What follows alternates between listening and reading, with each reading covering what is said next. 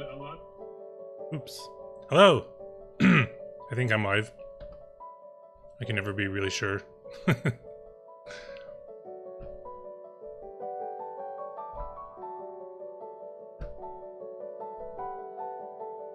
Hello.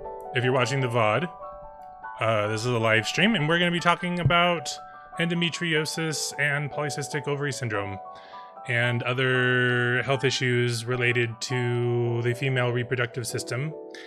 Yeah.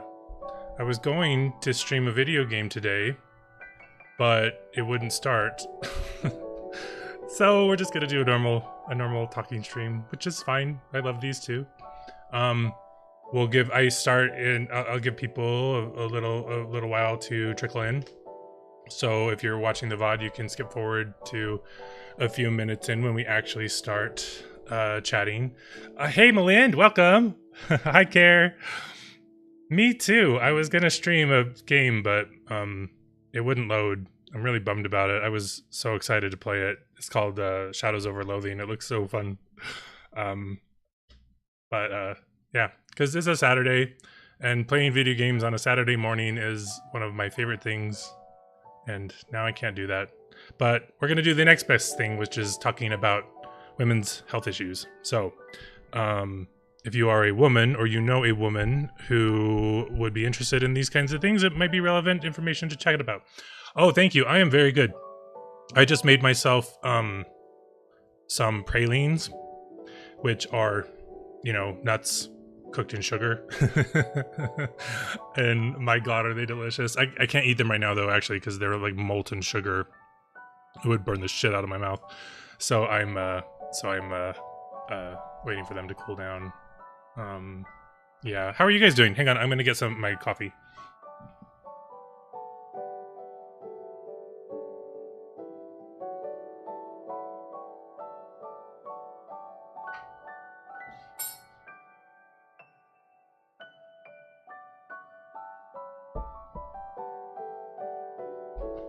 Yeah, pralines are the bomb. I mean, like, I've talked about nuts a lot, in my work, especially since, Ray Pete, rest in peace. A lot of the community that centered around his work, has been conflicted over whether or not, like, nuts are, like, good for your health, because of his work on polyunsaturated fats. And, everything that Ray Pete says is correct about polyunsaturated fats. For a long time, I, way back when I was right after I first published my book, I was very concerned about whether or not we should have nuts. A lot of the things with Ray Pete's work is like, he'll talk about like really important nutrients like vitamin E and vitamin K, but then doesn't really talk about their food sources of them very much. He kind of talks about them in context of like supplements or like the actual chemical and what it does. And excuse me, I need to have some coffee. Yeah, I know it's that, but Ray was old. He's for about 2 or 3 years now, you could tell that he had entered the very old stages of life. And that that he wasn't probably too long for this world. So 86 is a pretty good age to live to. He did so much good, and he hasn't put out any like new work for a little while either, and that'll be a loss for him to not continue working and contributing to this stuff. But he already made so many contributions, and there's such a wealth of work to draw from. Yeah, Care. Well, one of the only things that the Ray Pete community does in terms of the gut microbiome is focusing on its elimination. And kind of treating microbes like they're all terrible, and that's sometimes Ray references studies that were done on, say, for instance, mice that show the elimination of gut microbiome would help like alleviate certain illnesses and stuff like that. And then people extrapolate that to the human condition, and there are a lot of problems that come from the gut microbiome. Like most of my book is focused on bacteriology and fungi and viruses and parasites. And well, actually, I mean, I guess you guys don't yet have the version that is including parasites, because that's what I've been working on for like the last several months. And God, this coffee is good. I'm on my second carafe of the day. And I make my coffee I take it black, and like I make it strong too. Like it's like I think I have about 4 tablespoons, or no, actually I don't know. I don't really measure it. I just eyeball it. I put like almost a ½ inch of grounds in the bottom of the carafe. It's so good. What was I talking about? Nuts and the microbiome. Yeah, and so but the problem, especially with humans, and this is applicable to most forms of life anyway. It's those studies are very limited, have very limited applicable value. In humans, we really require our healthy, intact, commensal gut microbiome to produce a lot of the nutrients that our body runs on. So if you just eliminate them and wipe them out, you eliminate short-chain fatty acids and a lot of B vitamins and a whole myriad of services that our commensal microbiome provides. So it is not a good idea to use antibiotics chronically to wipe it out, like sometimes like Ray would suggest.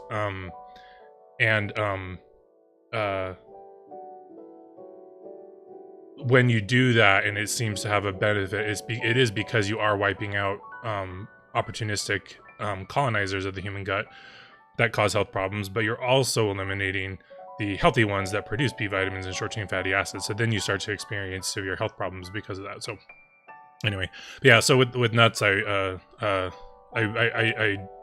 wondered for a long time whether or not it was okay to have nuts, because sometimes they do contain high quantities of polyunsaturated fats. But the conclusion that I eventually came to, which is kind of obvious, but that nuts are a primary source of dietary vitamin E, and so if you eliminate those, you can easily give yourself a vitamin E deficiency, and a natural supplement can make up for that. But there are also actually a lot of other nutrients in nuts that are really important. And I was going to if you're on my Patreon, you would see my post about tannins and how they function to promote nutrient uptake. And nuts, the skins on nuts are a potent source of dietary tannin. And tannin is associated also with all the things that are like stereotypically associated with longevity and good health that are also indulgent are full of tannin. And those are things like wine, red wine, and chocolate, and coffee, and tea, and nuts, and olives, and olive oil. They're all really potent sources of tannin. And for a long time, tannin was considered to be an anti-nutrient because it does bind to a lot of nutrients. It complexes with proteins. It can precipitate protein out of solutions. Iron and copper and zinc and lithium and magnesium and calcium especially too. And so it was considered an anti-nutrient, but in fact, all the studies done on most tannins, there are some tannins that are like so super fucking strong that they can cause nutrient deficiency, but normally what happens is the tannins in the studies that actually determine the nutritional effect on a growing animal, like on a rat or something, they never actually do produce deficiencies unless they're like super strong. And then also you can make synthetic tannic acid in a lab, which is not the same thing as natural tannin. There are like thousands of different tannins in nature. And even those don't really produce growth problems or nutritional deficiencies. And the reason is that tannins are an antibiotic strategy employed by plants to cultivate healthy commensal soil microbiomes. The function of tannin is to complex with nutrients to block their acquisition by pathogenic bacteria and instead promote commensal microbes. So yeah, so on top of that, like having nuts, but if you're eating naked nuts, they don't have tannin. They have to have the skin on them. So for instance, brown almonds instead of blanched almonds. It's not a true nut, but a legume with peanuts. Is the same thing. Unblanched peanuts. Most like peanut butter is always blanched, unless it says otherwise. In fact, the only brand of unblanched peanut butter that I think is in existence right now is Trader Joe's unblanched peanut butter. But you can buy unblanched peanuts, and they're fucking delicious. And then because peanuts are also high in zinc and vitamin E, those factors help our body manage and control polyunsaturated fats to detoxify them or prevent them from being oxidized. And so then nuts end up being a net positive influence on our health rather than negative. So anyway, okay. We've been pre-streaming for like 10 minutes, so I think it's a good time to switch over to the topic at hand. There are not very many of you here, and I think all of you are men. So, unfortunately, there's not actually a lot of people here who this topic is relevant to. But I do have a lot of women who listen to my podcast, so this one is dedicated to you, and we're going to talk about endometriosis and polycystic ovary syndrome specifically. But this will generally cover a lot of reproductive health issues for women anyway, because and transgender men, because these kinds of things are not really disparate diseases. They're all like I talk about in my book, the human body requires a holistic approach to healing all kinds of maladies, regardless of their specificity. There are specific,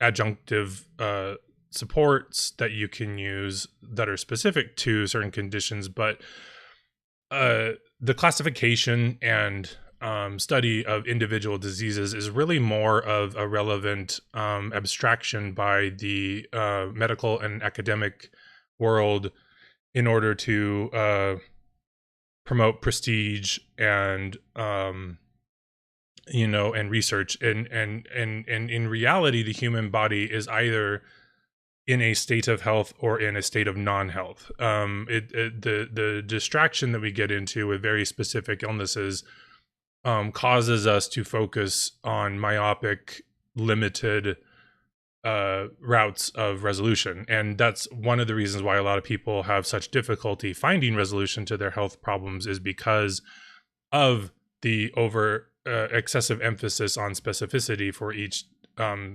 category of disease. If you have diabetes or autism or Alzheimer's or obesity or insomnia or cancer or thyroid disease or endometriosis or polycystic ovary syndrome, you don't need to address those specific diseases directly. You need to address your entirety of health. The human body, runs on very specific nutrients and behavioral factors and environmental factors. In my book, I often I frequently kind of compare it to, like, we don't feed cats dog food. Like, cat food is specifically formulated to support cats. If you fed a cat dog food, the cat would eventually get sick and die. Likewise, if you fed a dogs might be able to survive on cat food. But like, you maybe wouldn't give, well, for instance, like you can't give cat food to a rabbit if you have a pet rabbit. I mean, rabbits eat exclusively plants. And so a rabbit would die if that was the case, and cats can't survive on plants. As human beings, we're more omnivorous, and our bodies can get away with a lot of nutritional neglect. but we have a specific human diet. There is a very, very specific nutrient profile from our environment that we need. And when that is neglected, that is when diseases pop up. And then you also factor in infection with opportunistic microbial pathogens. Then those can interrupt very specific pathways, because then they, siphon off certain nutrients or colonize certain areas of the body. And it's especially in terms of like organ disease. A lot of people, even when we are sick, a lot of people really don't comprehend that very specific parasites and bacteria can invade very specific parts of the body. For instance, there are specific parasites that will like live in your spleen or your bone marrow or your blood and even in your brain. And so, and each organ is evolved to manage certain nutrients and certain pathways. That's why organs exist separately from each other. That's why we're not like just one amorphous like blob. We have very specific differentiated organs, and the purpose of those organs is to create an environment that can either attract or repel certain nutrients in order to utilize those nutrients in biological pathways. So, for instance, if you get like, a parasite in your spleen, the spleen is a site of maturation for like a lot of immune cells, and so your immune system can be disrupted, or in bone marrow too. That is probably a etiological factor for the development of like bone marrow cancers, like leukemia and stuff like that. There's also a virus specifically that you can catch called the friend virus that also causes leukemia and invades the bone marrow. So, and there's always bacteria actually circulating throughout our body at any given time. If you're older than like 20 years old, and especially if you have health problems, you have been colonized by microorganisms. Sorry, not just bacteria though, but like parasites and stuff like that. And so when we become overly, and then the medical profession doesn't really help, because they too hyperfixate on the very specific symptoms of certain conditions, and especially because the pharmaceutical industry supports that, because they want to profit off of illness. You miss the bigger picture. So then people take medications chronically, or are hyperfixate on, if they try to take health into their own hands, doing lots of research and investigation on their own, through internet resources or other personal contacts, to try to figure out their disease, end up missing the bigger picture and the bigger problem that is causing the illness that is not related to one specific nutrient. I mentioned in my book, in the chapter on erectile dysfunction and libido, that reproductive functions are so important to the survival of our species, or any species really, that they are often some of the last systems to suffer metabolically when you have metabolic disease, because they are so important. Our body will actually sacrifice the rest of the body to sustain reproductive capability. In men, for instance, you can become obese and lose all your hair and have insomnia, but you can still get an erection and get aroused. And that's because a lot of the function of our stress hormones are all oriented toward keeping the reproductive system active so that you can reproduce as an individual. But that is actually our species specific biology sacrificing your well-being to try to keep our species alive. Obviously, we don't need any help doing that anymore. There's 8 billion people on the planet. Like, reproduction is not a necessity anymore for our population as a species. And but our genetic code still tries to accomplish this, especially because, back when we were more unevolved and less technologically advanced, we had very high rates of mortality. So our biology is designed to be able to procreate prolifically and even at the expense of your own well-being. One very specific manifestation of this that I talk about in my book is that there's actually no such thing as sex addiction. A lot of people do feel addicted to sex or see their partners or other family members behaving as what they perceive as addiction to sex, in fact, is actually a biological response to metabolic deterioration, wherein the human instinct to mate is increased by stress that increases what's called inducible nitric oxide, which actually inhibits mitochondrial cellular respiration, also as a protective mechanism against disease, because like when you're metabolically ill, your body can't actually produce high rates of cellular respiration, because that ends up producing high quantities of reactive oxygen species. And then because the body cannot manage the reactive oxygen species, those end up destroying tissue even further. So this nitric oxide inhibition of mitochondria is actually a protective mechanism during significant metabolic disease. And the body evolutionarily knows that like if you were a caveman, without access to, contemporary medical care, we usually have like adequate access to food and other resources like that keep us alive in spite of our metabolic disease.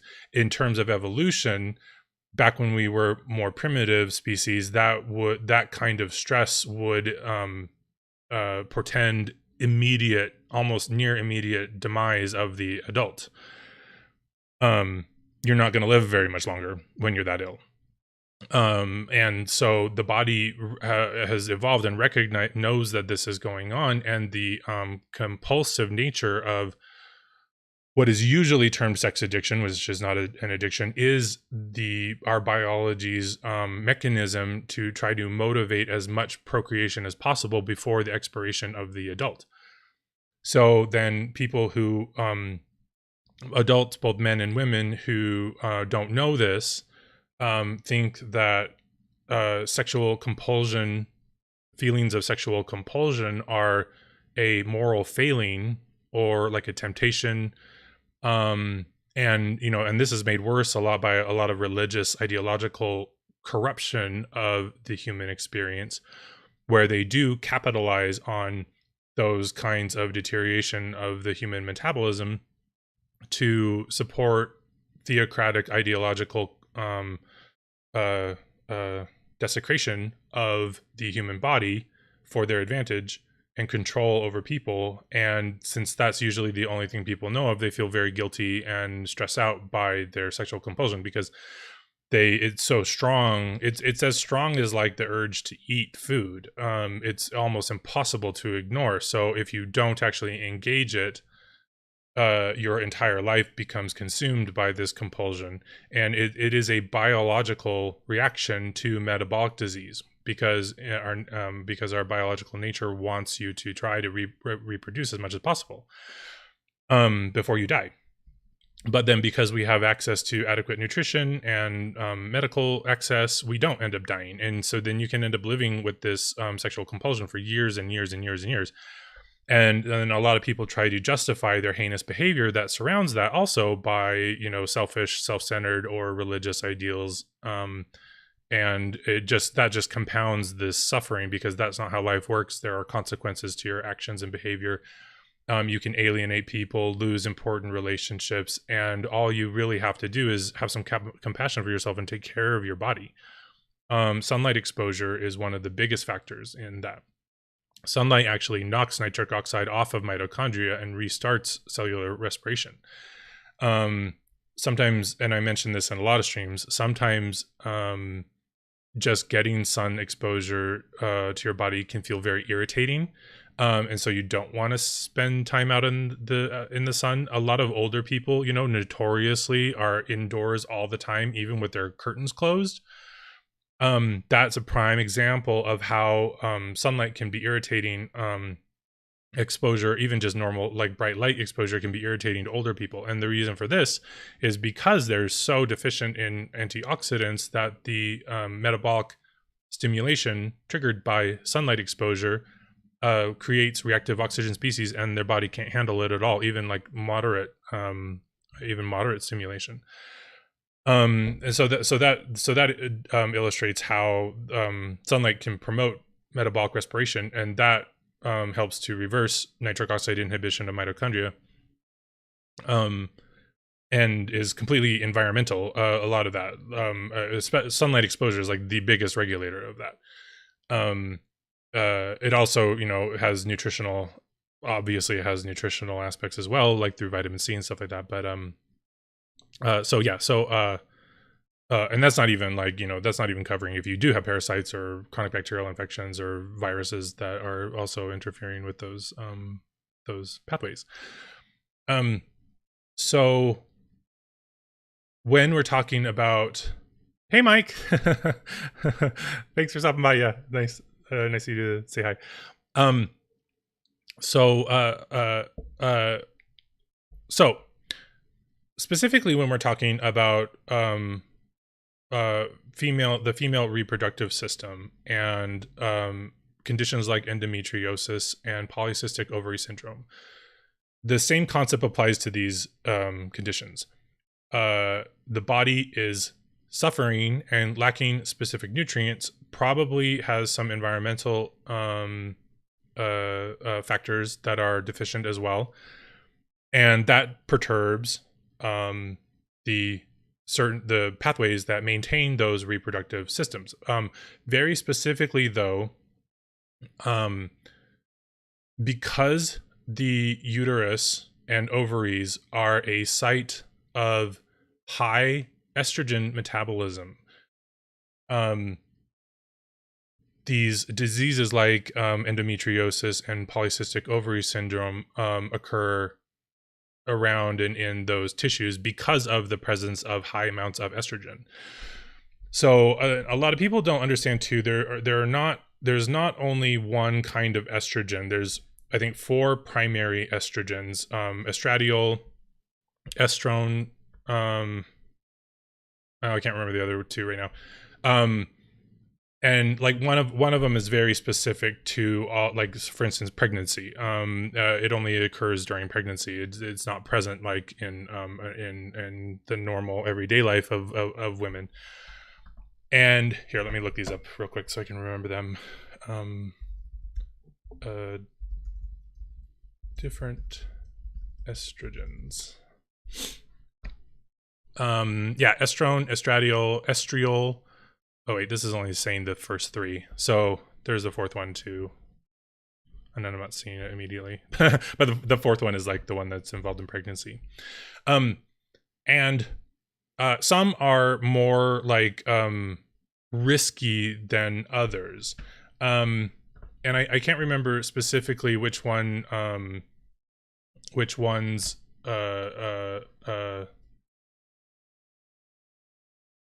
like, I think that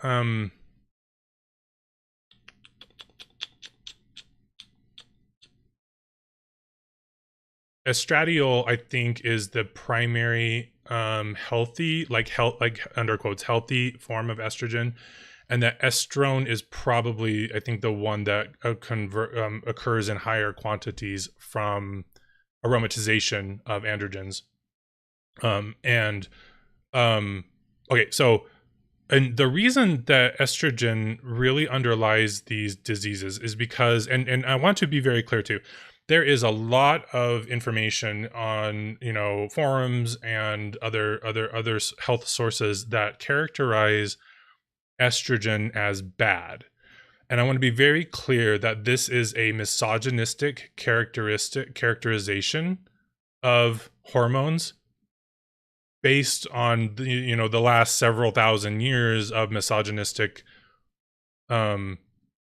medicine and scientific research, dominated by a male-centric patriarchy system.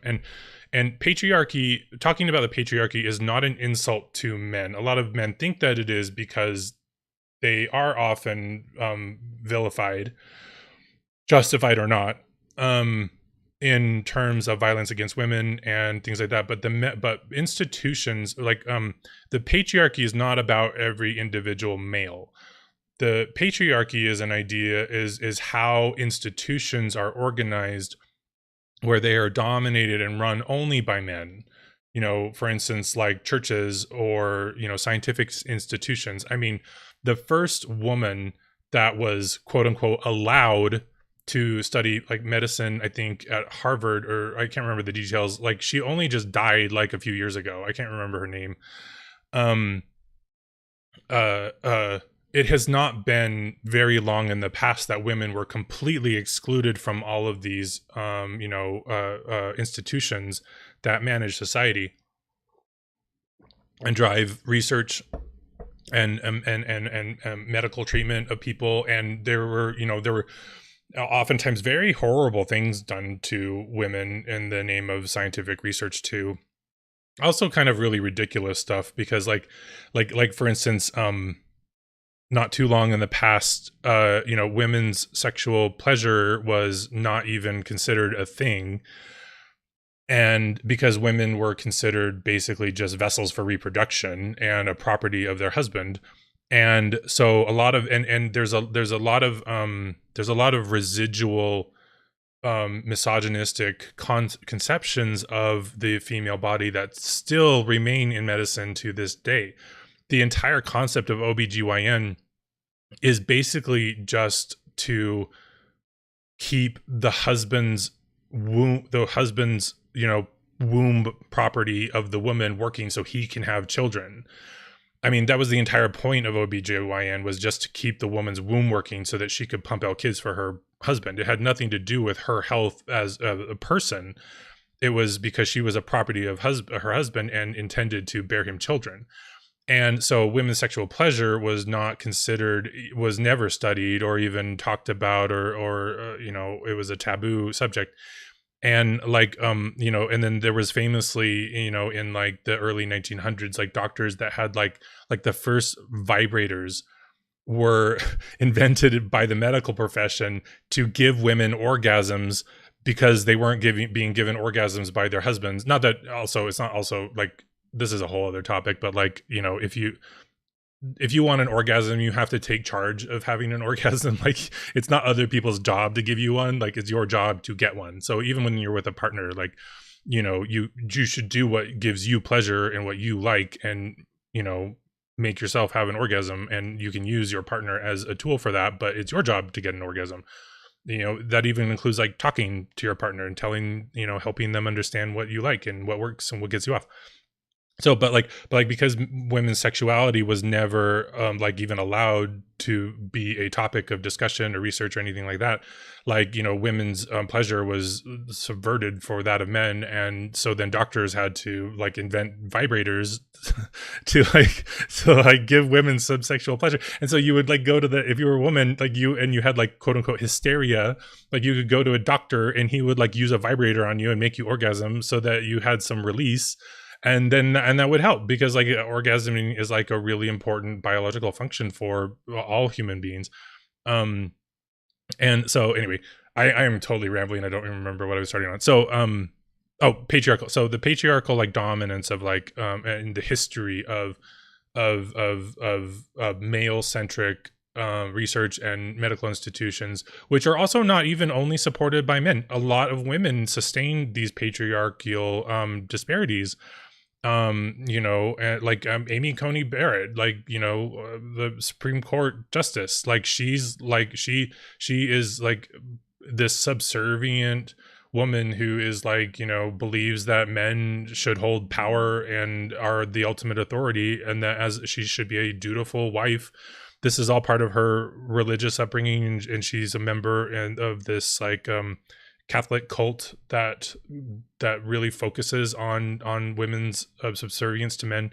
Like, women also sustain the patriarchy. So when we talk about patriarchy, we're not like criticizing men. We are criticizing a system that causes lots of harm to people because of its deficiencies in the way that it operates. So anyway, so the patriarchal dominance of medicine and scientific research really detrimental to women, because it really only focused on women as existing for the purpose of men, which causes then women's issues to be really overlooked. Apparently, and one of the reasons that I'm like talking about this too is because like recently in the news, like I don't know if you guys know who Keke Palmer is. She's this fantastic actress. My God, like she was in the movie. It was Nope. Jordan Peele's movie. It is so fucking good. It's incredible. It's so fucking scary and horrifying. And a lot of people have mixed opinions about it, but it is brilliant. And I'm like, I am very much a movie snob. I mean, I love movies like Pacific Rim. I mean, it's just like such a fucking joyride and fun. Like I will like watch monster movies and dumb shit like that. But like in real film criticism, like Jordan Peele's Nope is really visionary, and it's so fucking scary. And I've watched it several times now because I'm completely fascinated by his take on horror. It's so different than a lot of things that we've seen, so that can throw people off. But Keke Palmer is just like fucking amazing in it. So apparently Keke Palmer, suffered from polycystic ovary syndrome, and that can very often prevent pregnancy, and it can be very difficult for women who have endometriosis or polycystic ovary syndrome to get pregnant. My own mom actually had endometriosis for a really long time, and she had a miscarriage before she had me. Very often actually like those kinds of failed pregnancies can actually help rehabilitate the uterus because of the significant changes that happen hormonally in the human body. So sometimes having like several failed pregnancies will like if you have endometriosis will actually like self-correct the issue sometimes. But it's very emotionally draining and physically draining for women to go through that stuff. But anyway, so Keke Palmer announced on Saturday Night Live. I wasn't watching that. I hate Saturday Night Live. It's so dumb. She was amazing, and she announced that she was pregnant on it, and it was really cute because she showed off her baby bump. But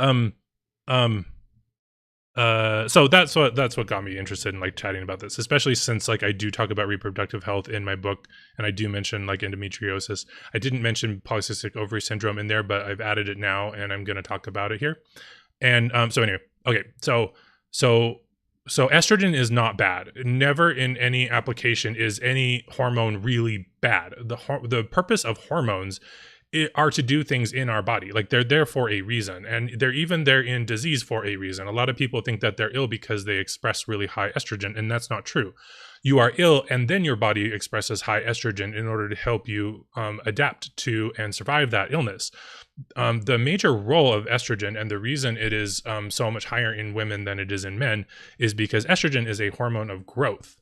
So our body needs it. If you have a uterus, your body needs it to grow a baby in the womb. If you didn't have estrogen, that wouldn't happen. So specific to female reproductive issues like endometriosis and polycystic ovary syndrome, like endometriosis is the growth of uterine tissue outside of the uterus, which is really interesting, and that gives you a really good clue. So if you understand that estrogen is a hormone of growth, then you understand how estrogen can cause endometriosis, because it is unregulated and unchecked, and it starts stimulating the growth of extra uterine tissue where it shouldn't be. And in polycystic ovary syndrome, you also have this phenomenon of cysts forming in the ovaries, and the ovaries are also a site of high estrogen production. And similarly, you get uncontrolled cellular growth in places where it's not helpful. And that really highlights like the role of estrogen. In states of cancer cells output high amounts of estrogen. That's one of the reasons like why estrogen sometimes gets a bad rap, because it can be associated with diseases like this, like with cancer. But estrogen is just a hormone of growth. Anytime that you have an injury, or like when you're growing up as a child, or like not being injured as a child, but like these are all states where estrogen is really important, because estrogen is a hormone of growth. So like if you have injured tissue, like that tissue will express more estrogen, because estrogen facilitates water influx into cells, which stimulates is it mitosis? I forget the term. Where cells divide. I think it's mitosis. My brain isn't working today. If you don't have estrogen, that doesn't happen. So estrogen, and that's also why estrogen is associated with metabolic disease, is because estrogen, your body produces estrogen in anticipation of being able to regrow and regenerate tissue as needed. Estrogen also is associated with the uptake of iron and copper from the diet and into tissues, because iron and copper are so necessary for processes of growth.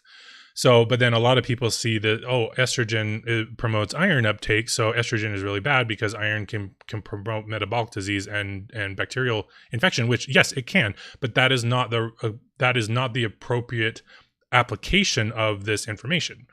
That is actually what the body is supposed to do under metabolic disease, is accumulate iron and copper using estrogen in order to facilitate tissue repair and growth.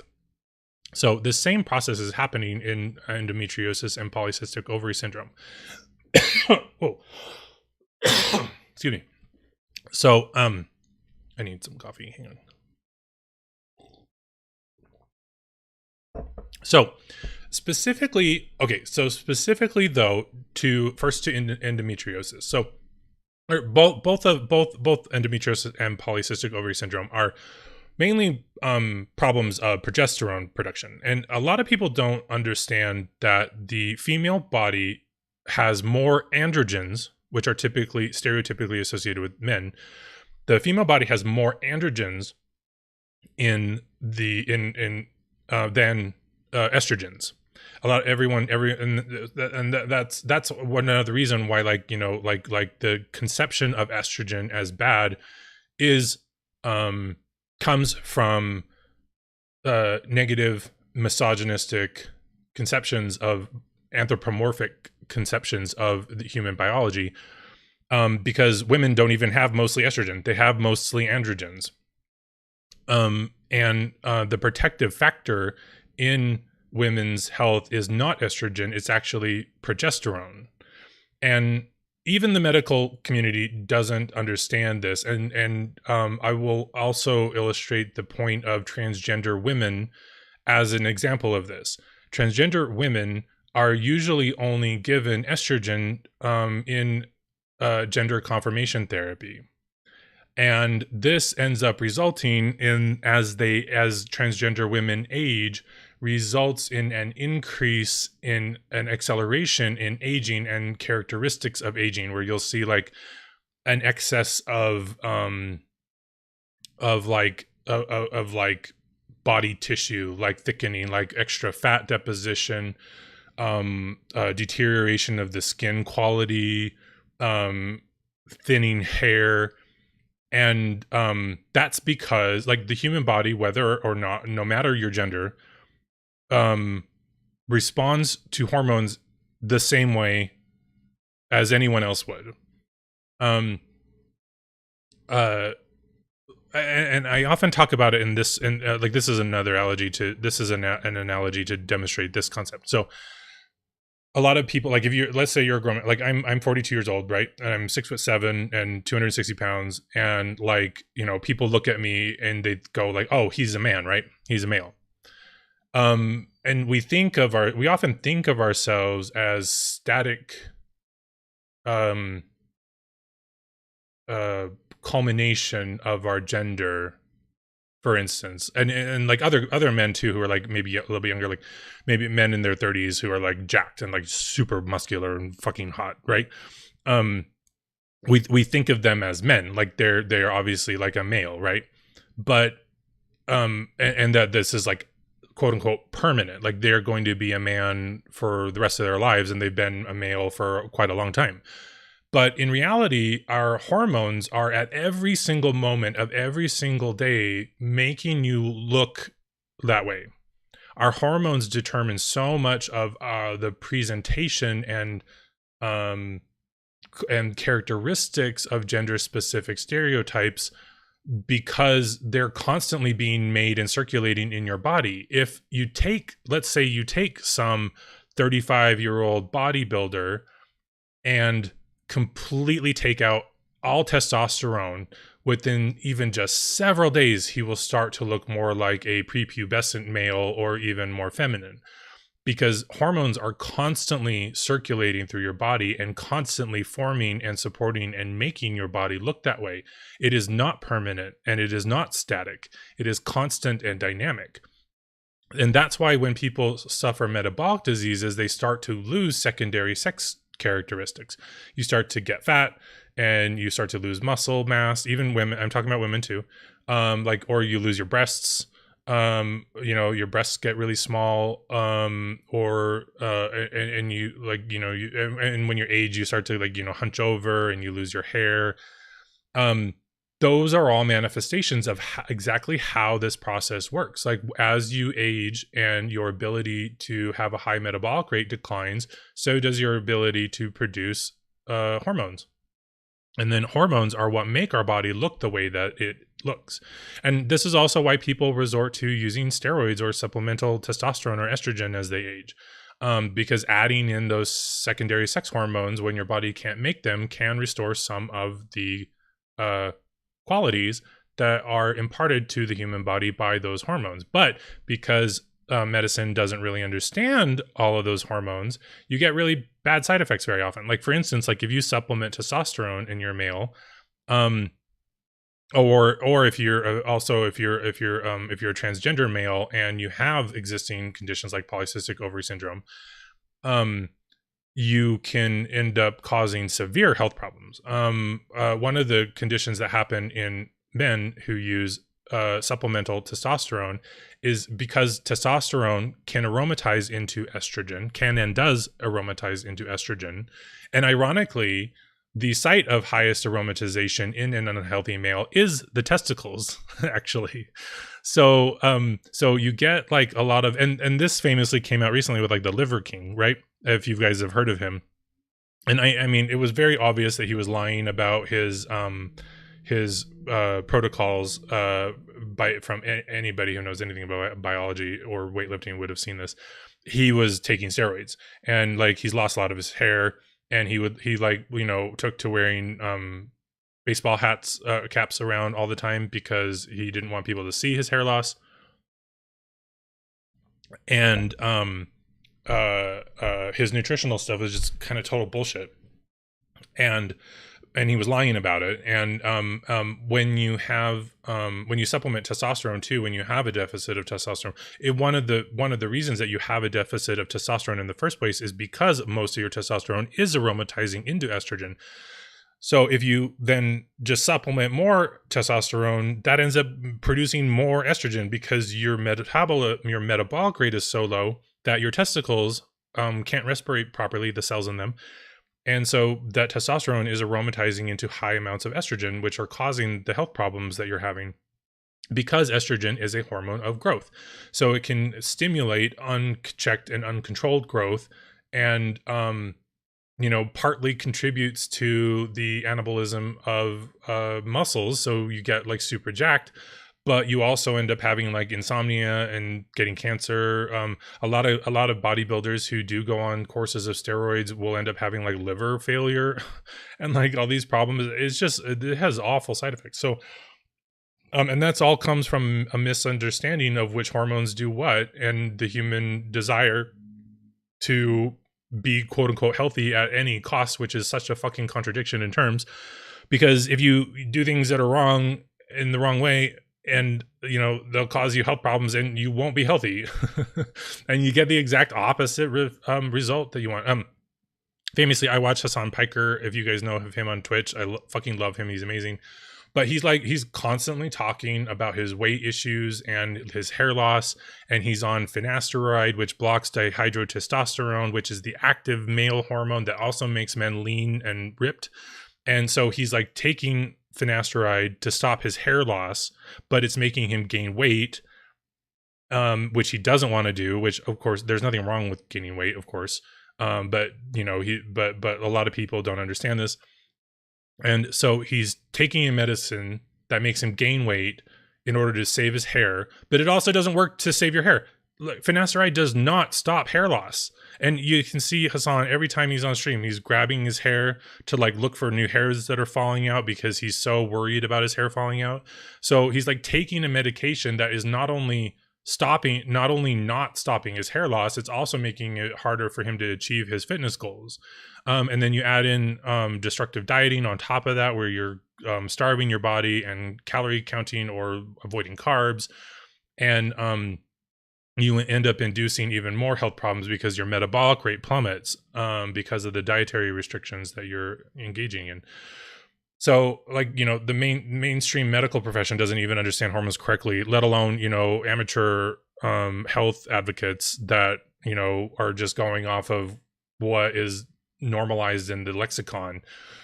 So anyway, so like transgender women are only given testosterone often, and that leads to other health problems, and that can also lead to depression and you know, and hair loss and weight gain and premature aging.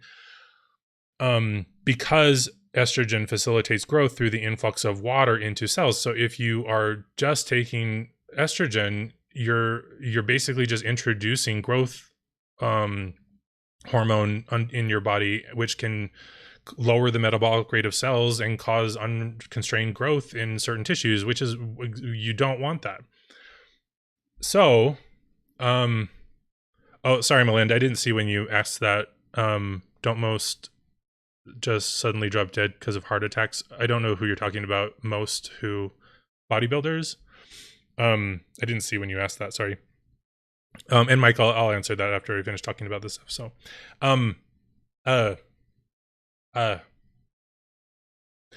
anyway, so progesterone is the primary protective hormone for men and for women. Men have less progesterone than women, but a young, healthy male has almost as much progesterone as a young, healthy woman who's not on her cycle. So progesterone progesterone protects cells against the unrestrained growth stimulating properties of estrogen. Women, a lot of people don't know that ovaries, I think it's in the ovaries, have a organelle. I don't know if it's an organ or an organelle, called the corpus luteum, that completely disintegrates and regrows every cycle. And it is a primarily progesterone producing organ or organelle. About bodybuilders. Yeah, well, I mean, I don't know the specific mortalities of bodybuilders in general, but a lot of them do have these. Okay, so like I a long time ago,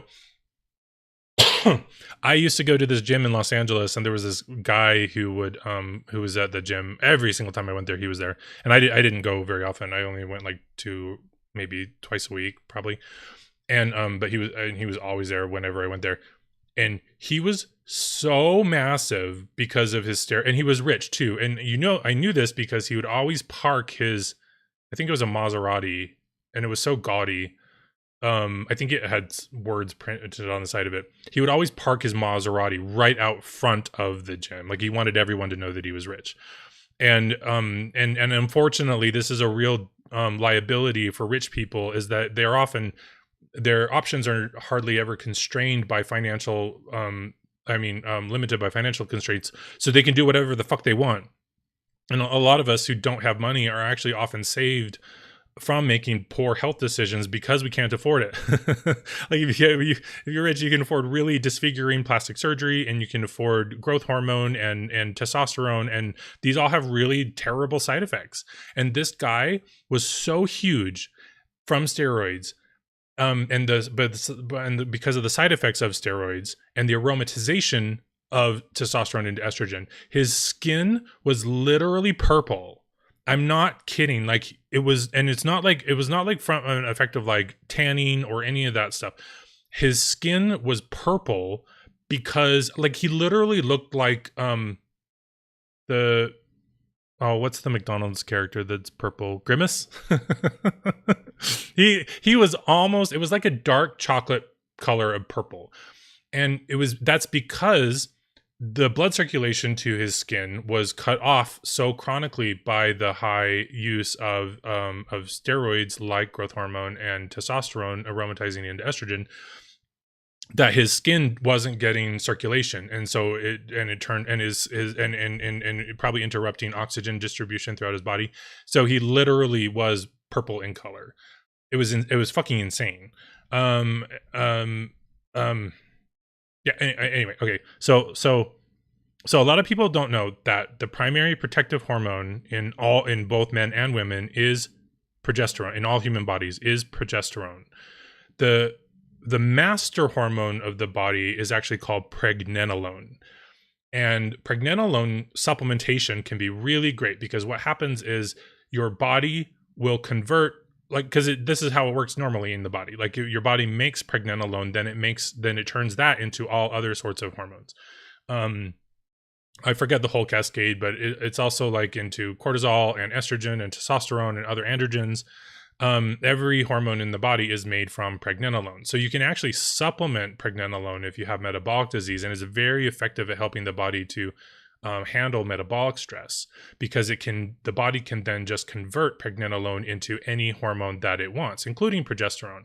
A lot of progesterone gets made just by default in the body if you're supplementing pregnenolone, even in men.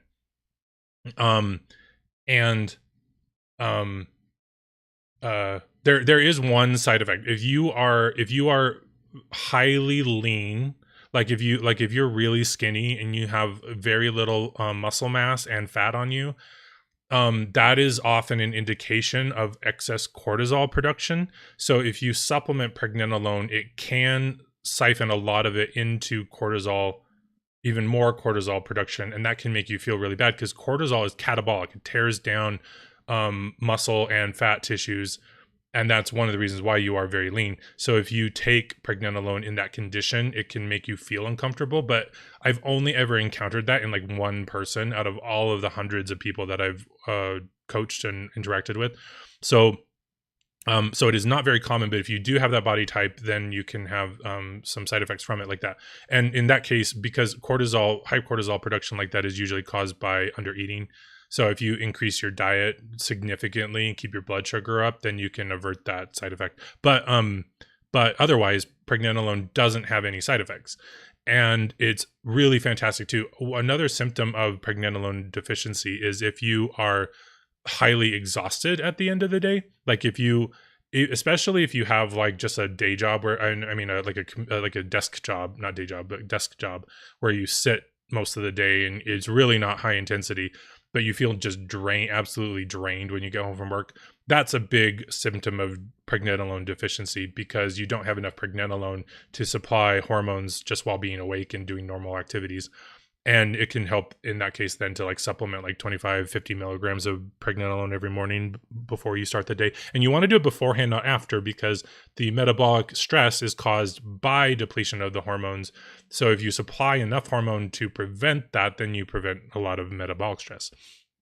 So, but the problem is a lot of us too, we focus way too much on supplements. Supplements are only meant to help augment your a healthy diet and healthy environmental and behaviors. You cannot solve these problems by supplements. A lot of people, even ones that I coach, people will be like, they'll contact me or if I'm working with them, they'll be like, I'm taking all these supplements, I'm doing everything right. I'm like, no, you're not. Your diet and your environment are way more important than supplements. Supplements will not save you. They are only to accentuate the benefits of restoring a healthy diet and environment. And those factors are way more important in these kinds of conditions than using a supplement. The supplement just helps to rescue these deficient pathways. They have to be supported by good dietary behaviors and environmental conditions. So because progesterone comes from pregnenolone, that in turn indicates that a lot of these diseases like endometriosis and polycystic ovary syndrome are consequences of insufficient dietary behaviors and environments that help promote these pathways that end up helping your body to produce progesterone, which then protects your body from these conditions. When, like, for instance, okay, so like one of the problems with endometriosis, or consequences of endometriosis, sorry, is that it's very hard for women to get pregnant when you have endometriosis. And part of that problem is that the corpus luteum produces huge amounts of progesterone to protect the mother's body from the inappropriate growth stimulating effects of the high estrogen levels required to grow a embryo and fetus in the womb. And so that's why pregnancy doesn't take very often or doesn't last very long when you have endometriosis, because your body cannot produce enough progesterone to protect itself from the dysregulating effects of excess progesterone. So then you'll just lose the pregnancy, if it even happens in the first place. And the fetus will also actually take over progesterone not the fetus, but the placenta will actually take over progesterone production. I think it's like 13 weeks into a pregnancy, or 12 or 13 weeks into a pregnancy. And then and that's why pregnancy gets a lot easier after women reach this certain milestone, because the placenta has taken over the role of producing the progesterone that's required for pregnancy. And that takes a lot of the burden off of the ovaries. For instance, there was this one woman that I was helping with her health issues, and she didn't tell me this when I started working with her, but she and her husband were they weren't trying to get pregnant, but they weren't using protection either. Or any no birth control, no condoms or anything like that. But she wasn't getting pregnant. But she didn't tell me any of this until later, and you'll see why. So part of the regimen that I had her on specifically for the specific issue she was having was to supplement progesterone, natural progesterone in natural vitamin E. You should never use the synthetic versions. The synthetic versions of supplemental progesterone and vitamin E are actually really toxic to the body. They are not the same as the natural forms. So you get the natural forms of those if you're going to use them as a supplement. But she was taking progesterone for a while, and then all of a sudden became pregnant, and didn't tell me that either. And she didn't tell me any of this until she lost the baby. And what she said when she came to me, she said, I stopped taking the progesterone because I thought it would be bad for the pregnancy. Like, she just made that decision on her own without being informed. And because her body was not able to sustain her own progesterone production, she had a miscarriage. And it was really unfortunate, because if she had discussed that with me, I would have told her that no, actually taking natural progesterone is very protective for a pregnancy and can actually help you get past that point to where the placenta will take over and produce progesterone as well. And she stopped well before. I think she stopped taking it at like 2 or 3 weeks in. And the problem is that taking the progesterone was making her more fertile. So because she but she wasn't able to get pregnant before, even though they weren't really trying, because that's how unhealthy her body was. And then, so ironically, the progesterone made her body healthier, so she did actually get pregnant, even though she wasn't trying. But then she stopped using the progesterone and then lost the baby. So I said, so this next time, I was like, I'm really sorry you had to go through this. Next time, do not stop taking the progesterone until probably like week 14 or 15 in your pregnancy, and then you'll be fine. And she did, and had a wonderful baby who is, like 4 years old, maybe 5 years old by now. And another little side note, though, actually, like, if you are pregnant and then you do deliver, you do not take progesterone after you've had labor, because progesterone will actually stop your milk flow. And So you don't want to be supplementing progesterone after you give birth, because that will cause the milk to stop. And sometimes also, actually, I don't know enough of this to be, it's not reliable, but like really high doses of natural progesterone can also act as a birth control, because your body thinks that you're already pregnant, and because high progesterone production is part of pregnancy. But also, this is really interesting too. And I know that a lot of this stuff, because when I used progesterone to help me cure my cancer, I had these issues. I had morning sickness, and I had like really sensitive mood swings, because progesterone is actually the hormone of empathy. This is one of the reasons why women are so stereotypically associated with more, is obviously not all women, right? Especially in this political environment, there's some real demons out there with absolutely no sympathy for anybody.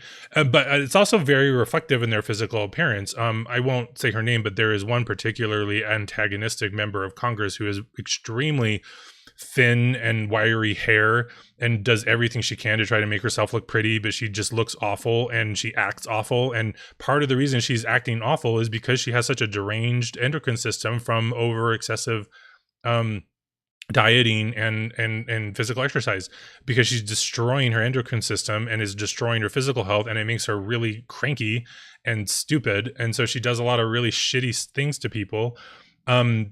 These are all related. But anyway, when you have so one of the reasons that women, like why you get so emotional during your cycles or your or being pregnant, is because progesterone is the hormone of empathy.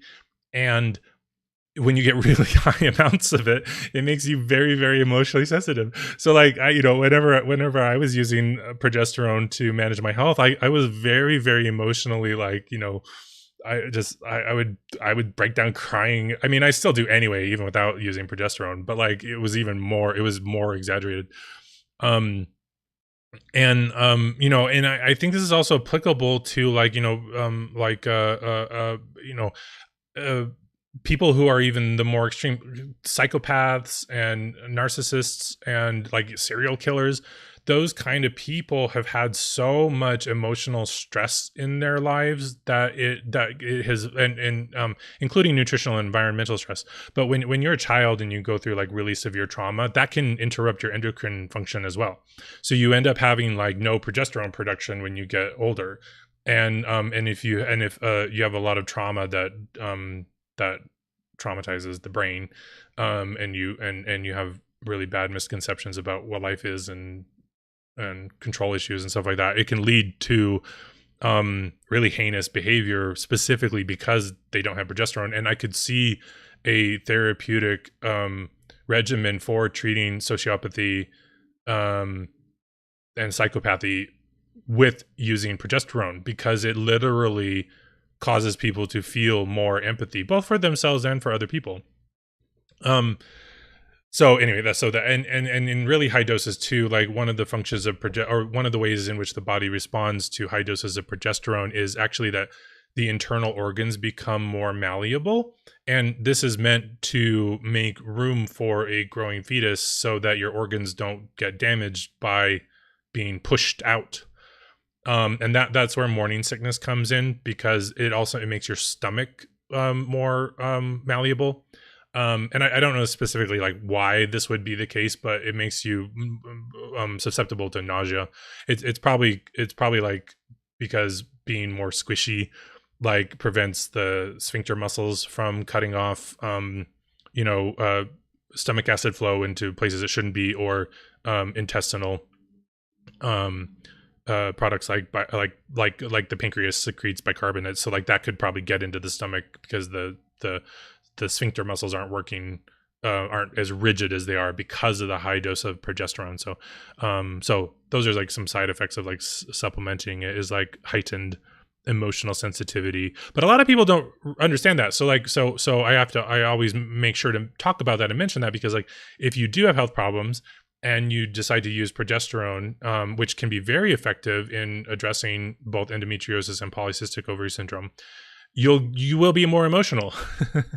And then if you have issues with like depression or self-hatred or insecurity, sometimes that can be heightened because you are more sensitive to emotional stimulants like that. So it's really good to know about those side effects and to have compassion for yourself when you do experience those things, because they're not bad. They're like, those are good. It's good to have empathy. But a lot of us misunderstand our self-worth and how life works, and so we can be very susceptible to insecurity and trauma. And then doing things like this can, throw a wrench in that. You might think, oh, I'm not actually making progress because I'm more emotional. But no, in fact, actually, it's good that you're more emotional. That's the function of progesterone.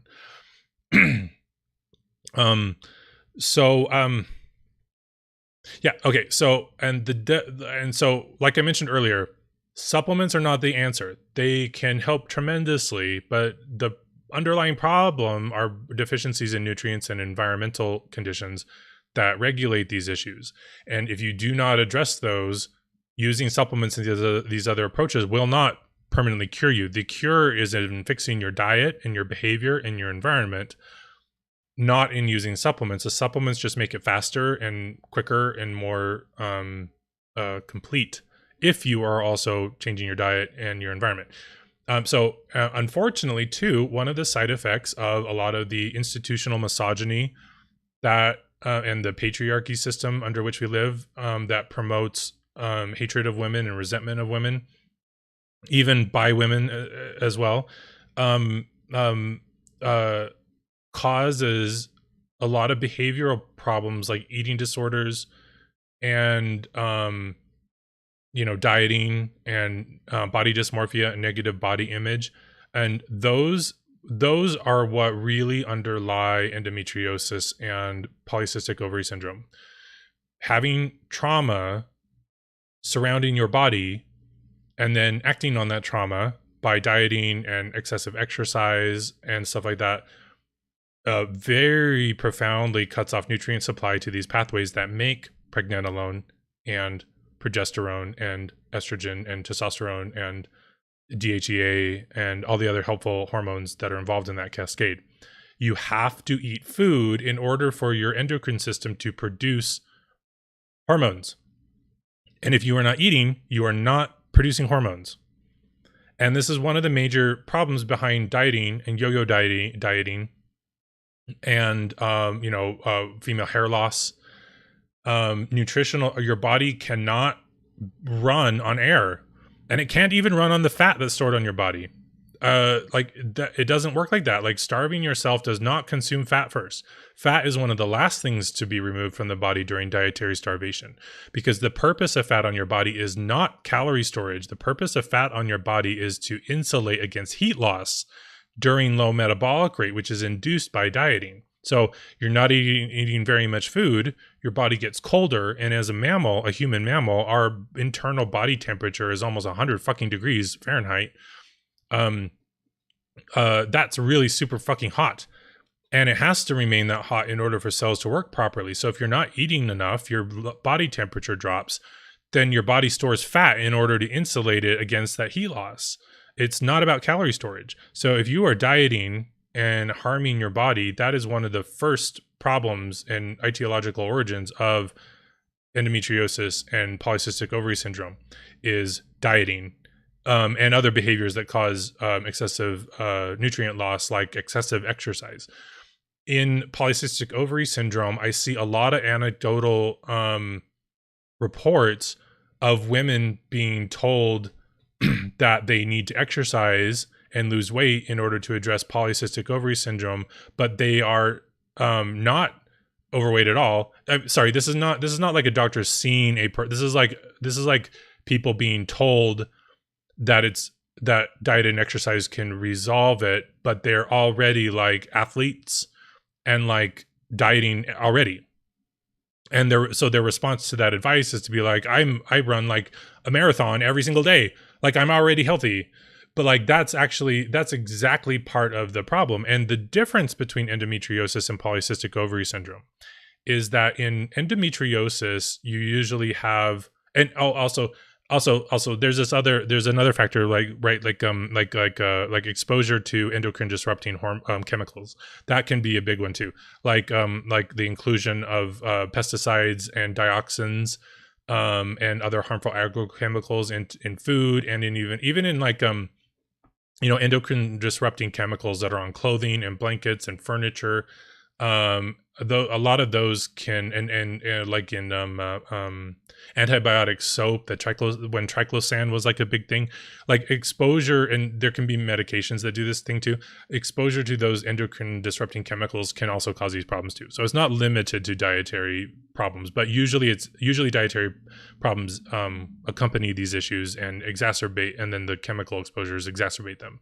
So like cleaning up your diet and environment so that you don't have exposure to those things can be very effective too. But the difference between endometriosis and polycystic ovary syndrome is that endometriosis is usually specifically a deficiency of pregnenolone production because of dietary insufficiencies, like lack of carotenes in the diet, or lack of zinc in the diet, lack of fats in the diet, especially because going on low-fat diets are very popular among women because of the trauma that we have around our bodies, because of shallow narcissistic people demanding that you be sexy all the time. It's fucking ridiculous. That's not even to talk about the sex abuse that a lot of people, especially young women, experience in their childhoods, or fixation, like even like moms, mothers telling their daughters that they have to be fit and attractive and skinny and all this fucking bullshit. That kind of trauma that you go through very often creates body dysmorphia and anorexia and bulimia and other eating disorders. And even a lot of people don't think of dieting as an eating disorder, but it is. Like, you should not diet. You do not need to go on a diet, even if you are fat. Dieting causes so many health problems. It's so destructive. Your body cannot run on air. It's the root of most metabolic issues, is insufficient intake of calories and nutrients. This was more common in like the 80s, 90s, and early aughts, like this emphasis on like cholesterol being bad for you. Every single hormone in our body is made out of cholesterol. That's the point of cholesterol, is to make hormones. So if you're interfering with cholesterol, like you're interfering with sex hormones. And so the only reason that this was even a thing is because, doctors anecdotally see high cholesterol during metabolic disease, and they're like, oh, well, then we should reduce it with these interventionary chemicals. No, the reason that you have high cholesterol is because your body is producing more cholesterol during disease because you're diseased. And it needs that cholesterol to make steroids in order to deal with that metabolic illness, or you're not able to actually use that cholesterol because of certain metabolic deficiencies, especially pathogenic infection in your body contributes to that greatly. So and low-fat diets were so popular for like 3 or 4 or 5 decades that like a lot of people just don't understand that dietary fat greatly contributes to our endocrinological health, especially the stable saturated fats and monounsaturated fats that are in foods like butter and milk and cheese and olive oil and stuff like that. And in nuts, and in a lot of nuts, in like hazelnuts and almonds and macadamia nuts and pistachios. I mean, they're just fucking great. So if you're not eating these kinds of foods, like, that is the primary etiology behind endometriosis and polycystic ovary syndrome. So, but endometriosis is specifically a nutrient deficiency, basic nutrient deficiency, which prevents your body from making progesterone. And remember, because estrogen is a hormone of growth, it is one of the most important ones. And that's one of the reasons why during metabolic disease, androgens aromatize into more estrogen, because it is so important in growth and even keeping you alive in the first place. So that's why it rises during metabolic disease and nutrient deficiency, because it is one of the most important for our health. And in polycystic ovary syndrome, it's nutrient deficiency that includes more stress. So, for instance, like excessive emotional stress or sunlight deficiency or as is very common, excessive exercise, because stress stimulates adrenocorticotropic hormone, which releases cortisol, because when you do not eat enough or you are excessively expending nutrients, your body runs out of carbohydrate and you'll die if you don't. And so your body actually catabolizes your lean muscle tissue into usable sugar and amino acids, because like the muscles are like a site of significant glycogen storage, but muscles don't release glycogen storage into circulation. The liver does. So when you're metabolically ill, like the reason that your body catabolizes lean muscle mass is because it has a lot of sugar in it, and because you're not eating sugar. So if you're not eating sugar and you're also like exercising a lot, you have really, really high adrenocorticotropin hormone, and high cortisol and other and high adrenaline. And one of the effects of that specific cascade is to increase the quantity of androgens in your body. So where endometriosis is a deficiency of progesterone, polycystic ovary syndrome is also a deficiency of progesterone, but an excess of androgens because of the high stress hormone cascade, which promotes that, especially through hormones like, is it dihydroepiandrosterone? Is that what DHEA is? I forget the whole DHEA. I think it's dihydroepiandrosterone. I hope I'm saying that right. Is an androgen, and it's not one of the most potent androgens. Testosterone is like, the most potent, but DHEA is still also an androgen. It's one of the like hormones that women have too that are androgens that are very higher than estrogen. But in PCOS you get even more of that, and then that causes androgenic features to start appearing, such as like body hair and facial hair, and those masculinization characteristics associated with it. By the way, for transgender men, supplementing DHA would be a great way to actually get, so there's not like, you can't buy testosterone as a supplement without like a prescription. But you could buy and take a lot of DHEA. Although actually, I mean, you should always do this under doctor's supervision, because I don't know specifically like what health effects it would have. But DHEA is usually very protective of the body, even though it does produce these issues. The problem in polycystic ovary syndrome is poor diet and excessive exercise or other stresses that cause high ACTH release, adrenocorticotropin hormone, and not the high DHEA. The nutritional stress is the problem. So I don't think taking DHEA would cause health problems at all. It's one of the protective steroids of the body. So if you're a transgender male, you could actually just take DHEA as a supplement to get more androgenic features if you want to do gender confirmation. That would be actually very helpful.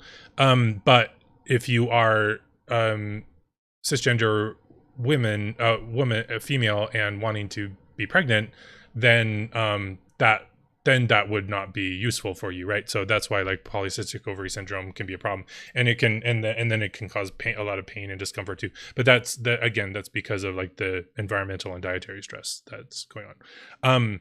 Sunlight exposure is one of the major problems behind illnesses and problems of the endocrine system, because a lack of sunlight on our bodies trigger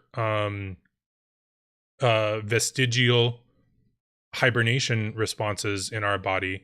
And as human beings, we have an anti-hibernation response, which induces higher expression of adrenaline primarily, but then it'll also cascade into cortisol if you don't eat enough.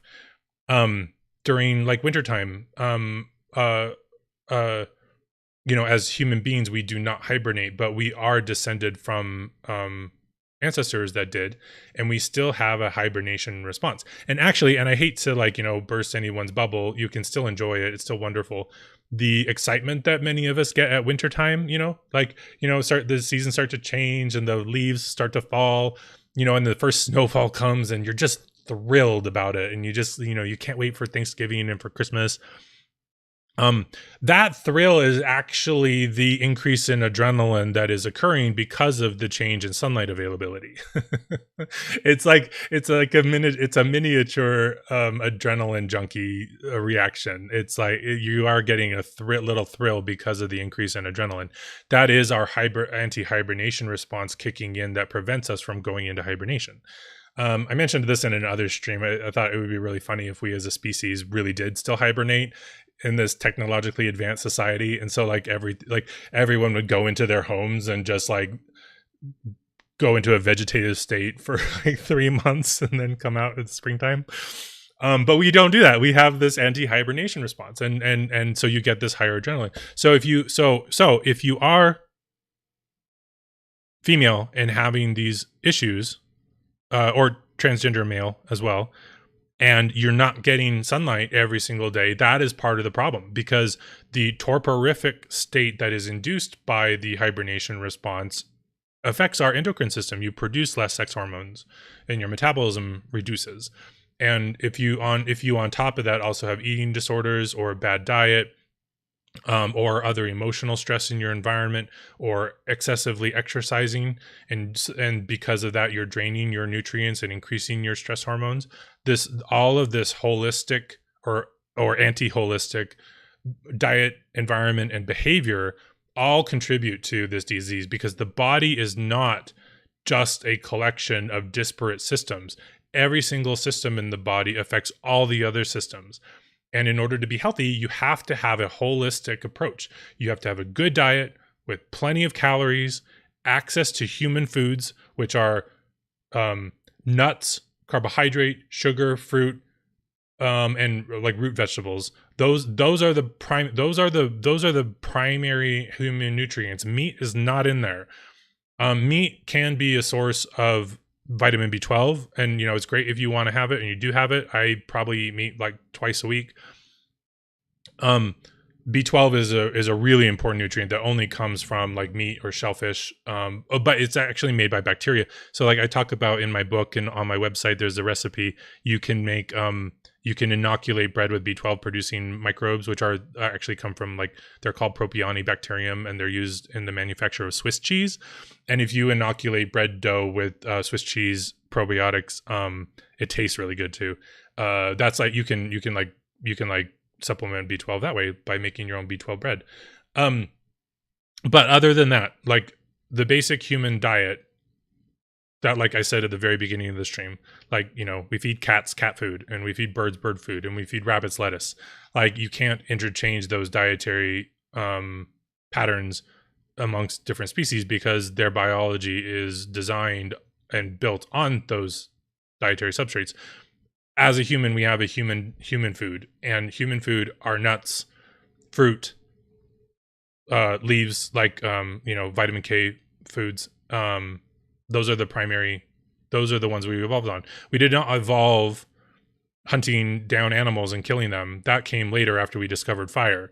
We evolved as a species consuming nuts, insects, fruit, and leaves and roots. That's it. That's really all that we evolved on. And then later we discovered fire, and then started hunting and that stuff later. So if you're missing those things, like nuts can be and nuts can be extremely useful in addressing a lot of metabolic illness. Because of their zinc content, because of their lithium content, because of their tannin content if they retain their skins, because of their fatty acid profile, because of the vitamin E, they really are just like part of the really of a really typical necessary human diet. And so if you're not and a lot of us don't consume nuts anymore because they're expensive. They're often considered more of a treat. but they really should be. They really should be a major part of the human diet. So, but yeah. So anyway, so endometriosis is largely a problem of progesterone deficiency caused by undereating and lack of sun exposure. And polycystic ovary syndrome is that same thing, except higher stress inducement due to even worse dieting or other behaviors like excessive exercise that induces higher stress hormone production, which ends up promoting higher androgen retention. And so normalizing your diet, eating constantly, keeping your blood sugar up, getting enough sunshine are the primary factors in resolving it. And then having a healthy diet that includes nuts and fruit and vitamin C, and behaviors, getting sunshine and taking it easy on yourself. And then you can supplement like progesterone and pregnenolone to help recovery occur more quickly from those things too. Keeping all those particulars in mind, progesterone will make you more fertile, so you are more likely to get pregnant. But if you haven't completely recovered from those conditions, do not stop taking the progesterone if you are pregnant and want to keep the baby, because you will likely lose it, because your body, you need to be doing this for like at least a year in order for your body to regenerate and be able to sustain it on its own. So, and that's one of the reasons why like a lot of women have a hard time getting pregnant, is because of dietary stress. That has major consequences on your body. Like your body can't recover from that in a month or two. You have to do these behaviors for quite a long time so that your body regenerates and can do it on its own before you can actually you'd never stop the diet or environmental issues, factors, but the supplements that are helping you that may accelerate your recovery. It may delude you into thinking that you're fine and that you can take it for granted, but you can't. You absolutely cannot. So yeah. Anyway, so yeah, that's endometriosis and polycystic ovary syndrome, and there are other issues too with. Hey Ash. Sorry, you just joined the chat. What do you mean by dietary stress? Oh, well, specifically on when I say dietary stress, the primary thing I'm talking about is undereating. When your blood sugar falls too low too frequently, undereating is the biggest stress. So like eating every 2 hours, even if it's just like a handful of nuts or an apple or some juice, keeping your blood sugar up like all day long, every single day is really, really helpful for relieving metabolic stress on your body, lowering those stress hormones, because stress hormones rise in response to nutrient and environmental deficiencies. And then you get into specific micronutrients like deficiencies like vitamin C deficiency or mineral deficiency. Like for instance, lithium is just so important for our body. But if your nuts are the highest diet, this is another problem. Like if you're a repeat forum person and you're not eating nuts, you likely have a lithium deficiency, and that's causing your depression and your weight gain and your metabolic issues, because we need lithium as part of our diet. And nuts are nuts are the absolute highest dietary source of lithium. They typically have twice the amount as the next available source, which are legumes and grains. And a lot of people on repeat forums aren't even eating those. So, so lithium deficiency is very consequential to the body. So if you're not eating, healthy foods like this, a lot of those are also dietary stress. So first it's calorie, then it's micronutrients like lithium, vitamin C, fats. Fats are a macronutrient. So like zinc. So that's dietary stress. But yeah, so there's not many people here left, but if you guys want to ask some questions, I will answer them, and then we'll finish up after I'm done with that. Mike, you asked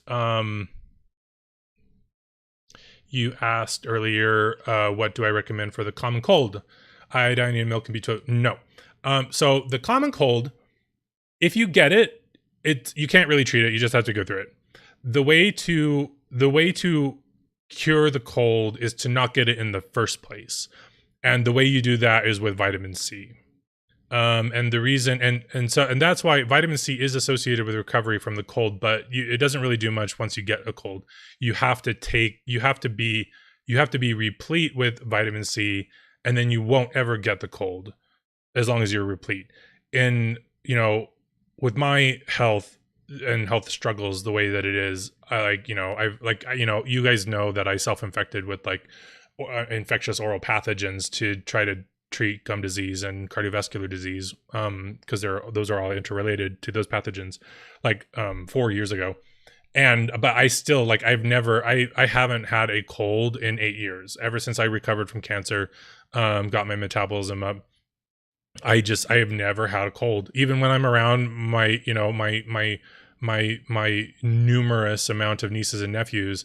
I don't get colds, and even though I have other health issues, one of the reasons that my health has been so bad over the many years of my life was because I have cystic fibrosis, and that lowers my immune function. And I still have not had colds at all, even when I've had other issues, even when I got coronavirus or whatever. Several, 5 years ago, I got a viral, like strep throat. It's not strep throat, but it was the viral version of that. Getting colds is just something that hasn't happened to me in 8 years, and it is very specifically vitamin C deficiency that causes you to be susceptible to getting the cold. So keep up your vitamin C intake, and you won't get colds. A little bit of iodine and taking some B12 could probably help you recover more quickly. Yeah. But getting colds is very, very specifically. Hey, word child. Yes. So, well, okay, actually, yeah, world child. So uterine fibroids, someone who had hysterectomy or just suffered terrible periods until they stopped. Oh, you mean they had a hysterectomy because they had fibroids? Yeah. I mean, that's very common. A lot of women do get a hysterectomy to deal with these issues. Fibroids are very similar to the process that causes polycystic ovary syndrome, because fibroids are so earlier in the stream, I talked about estrogen being a hormone of growth, right? So growth can happen in a human body when it's not required or necessary. And growth is achieved by the influx of water into cells, which stimulates mitosis, which is cellular division. And when you have chronic inflammation, that sort of also is the same thing. So inflammation is just water influx into cells. That's basically what inflammation is. Inflammation is the control and direction of water and the way that certain inflammatory mediators promote immune function, to draw immune cells into an infection, and and recovery through and recovery of the tissue, which includes regeneration or regrowth of damaged cells. Fibrosis in the body is caused by chronic inflammation, where the inflammation is just so persistent and extreme that the tissues end up becoming fibrotic. And it's not good growth. It's like excessive scarification and high amounts of collagen. But there's also many different types of collagen. Collagen is not just one thing. So it's like the more stiff, unhelpful forms of collagen. That's all coming from chronic inflammation. And inflammation, while it is primarily caused often by pathogenic organisms, by chronic infection, that in turn is also diet related. For instance, lithium is one of the strongest regulators of osmotic gradients and pressure in the body, meaning water movement through the body. Lithium in cells directs the sodium and potassium movements into and out of cells, and water follows sodium.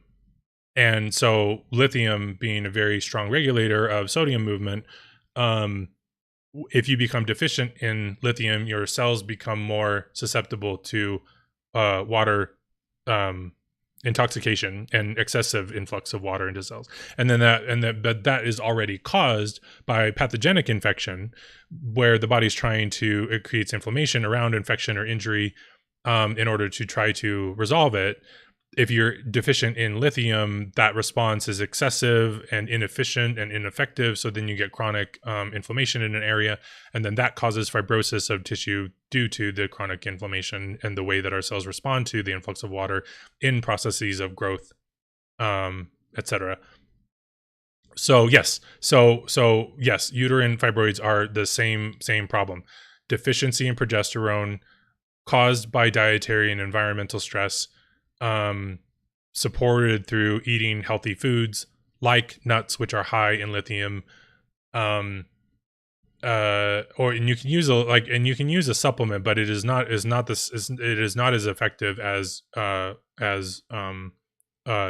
dietary sources are.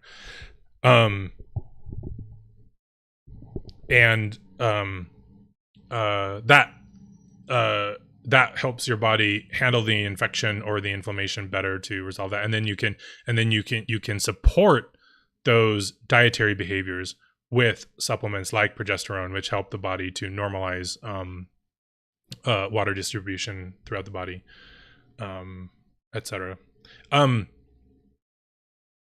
Progesterone can sometimes be diuretic. Like if you just start using it, you'll notice that you pee a lot more. And part of that is because of progesterone's help in managing water distribution throughout the body.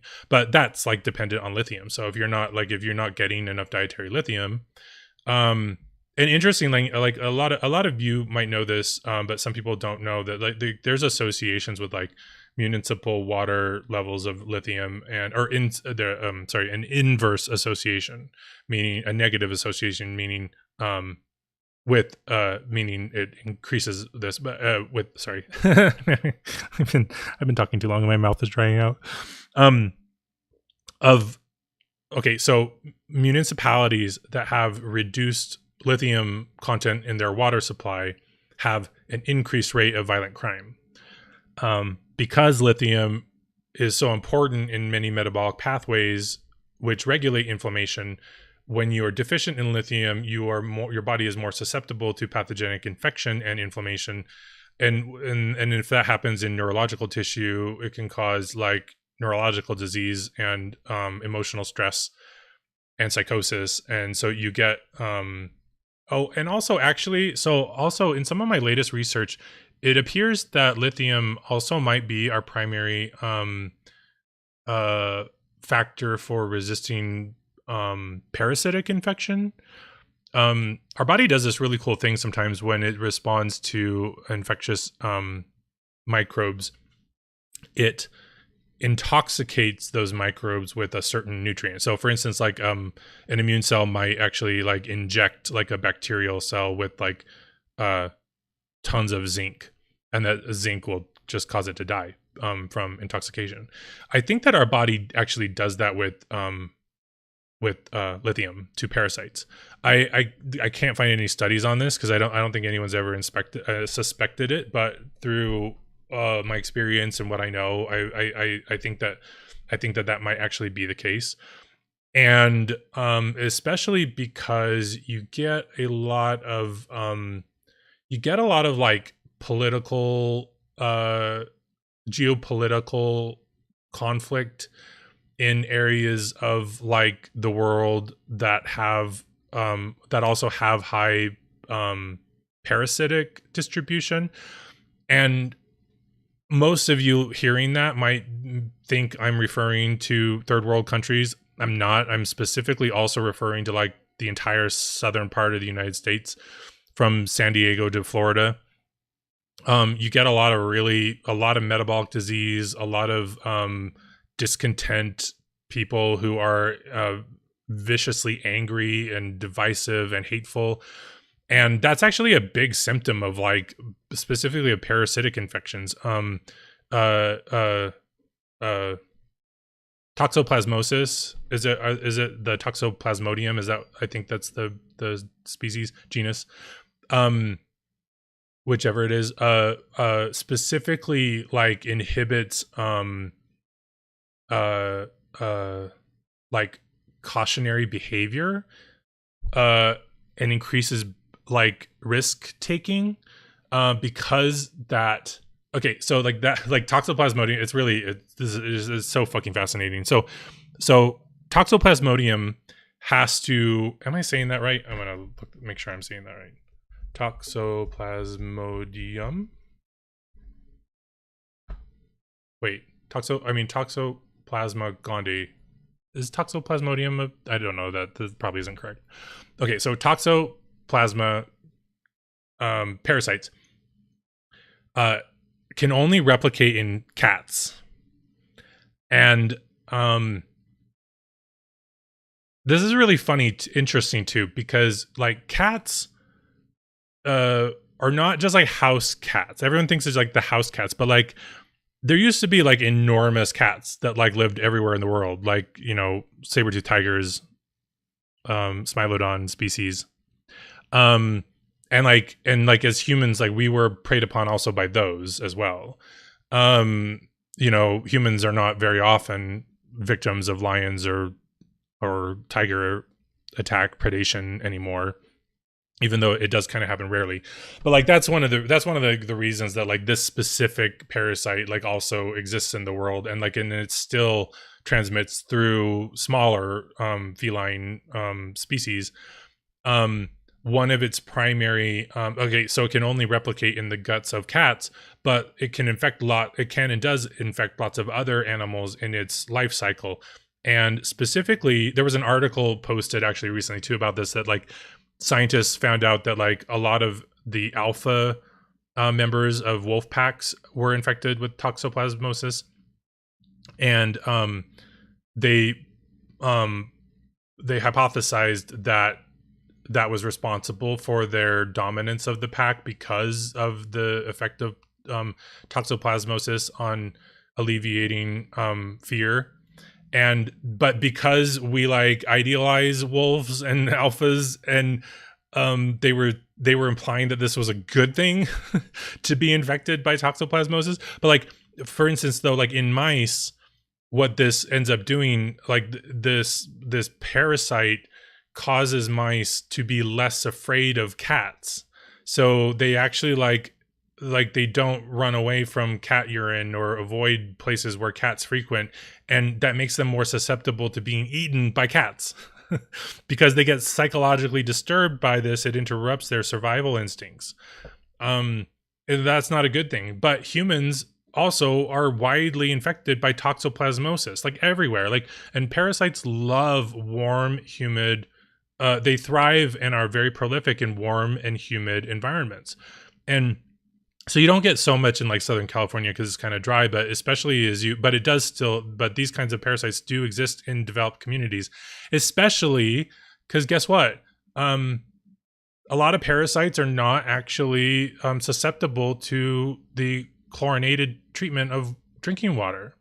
And a lot of parasites actually thrive and distribute through drinking water. I don't know that toxoplasmosis is specifically, but there are other ones that do, like blastocystis is pretty much immune to chlorination, and it's basically a parasitic algae that can live in our guts, and parasites very strongly disrupt our behavioral psychology. And so like if you get widespread toxoplasmosis infection, which doesn't often produce overt symptoms, at least ones that are not aggressively recognized by the medical industry, because there are no real no real effective commercializable medicines. Otherwise they would just be selling, you know, there's all these fucking made up diseases that they're like, you know, hawking prescriptions at us because it's very profitable to do that. But there aren't really any real effective, like widespread, safe, anti-parasitic medicines that you can like unload on the public. And because a lot of parasites actually are, they're referred to as asymptomatic, but that's not true. All parasites produce symptoms. They're just not very obvious. Like if you get ringworm or hookworm, those are really obvious parasitic infections, or malaria, for instance. Those have really obvious symptoms. So medicine treats those. But there's a lot that aren't. Like one I read about that's pretty much that's mildly symptomatic is Hemolepsis nana, which is a microscopic tapeworm that is like widely distributed in the United States. And so like so for instance, like you can, so that's why dietary insufficiency and environmental problems really contribute to a lot of metabolic diseases, is because dieting and overexercise and consuming these nutrients impairs your immune system, and then that makes us more susceptible to parasitic infection, including bacterial. There's so many infectious microorganisms that plague our human condition, even in quote unquote developed countries like what we live in. We are not at all free of potential parasitic infection. It's so widespread in the United States, especially because also, like, a lot of the major treatments for obvious parasitic infections have made a lot of the less consequential ones resistant to medical pharmacological agents. So you get even more widespread parasitic infection because of the medical industry not understanding that. And then because they're not overtly symptomatic, every community that has even remotely significant metabolic disease is pandemically infected with parasites because of the way that they interfere with our endocrine system and our nutrient supplies. And yeah, and they're the ones that are not very overtly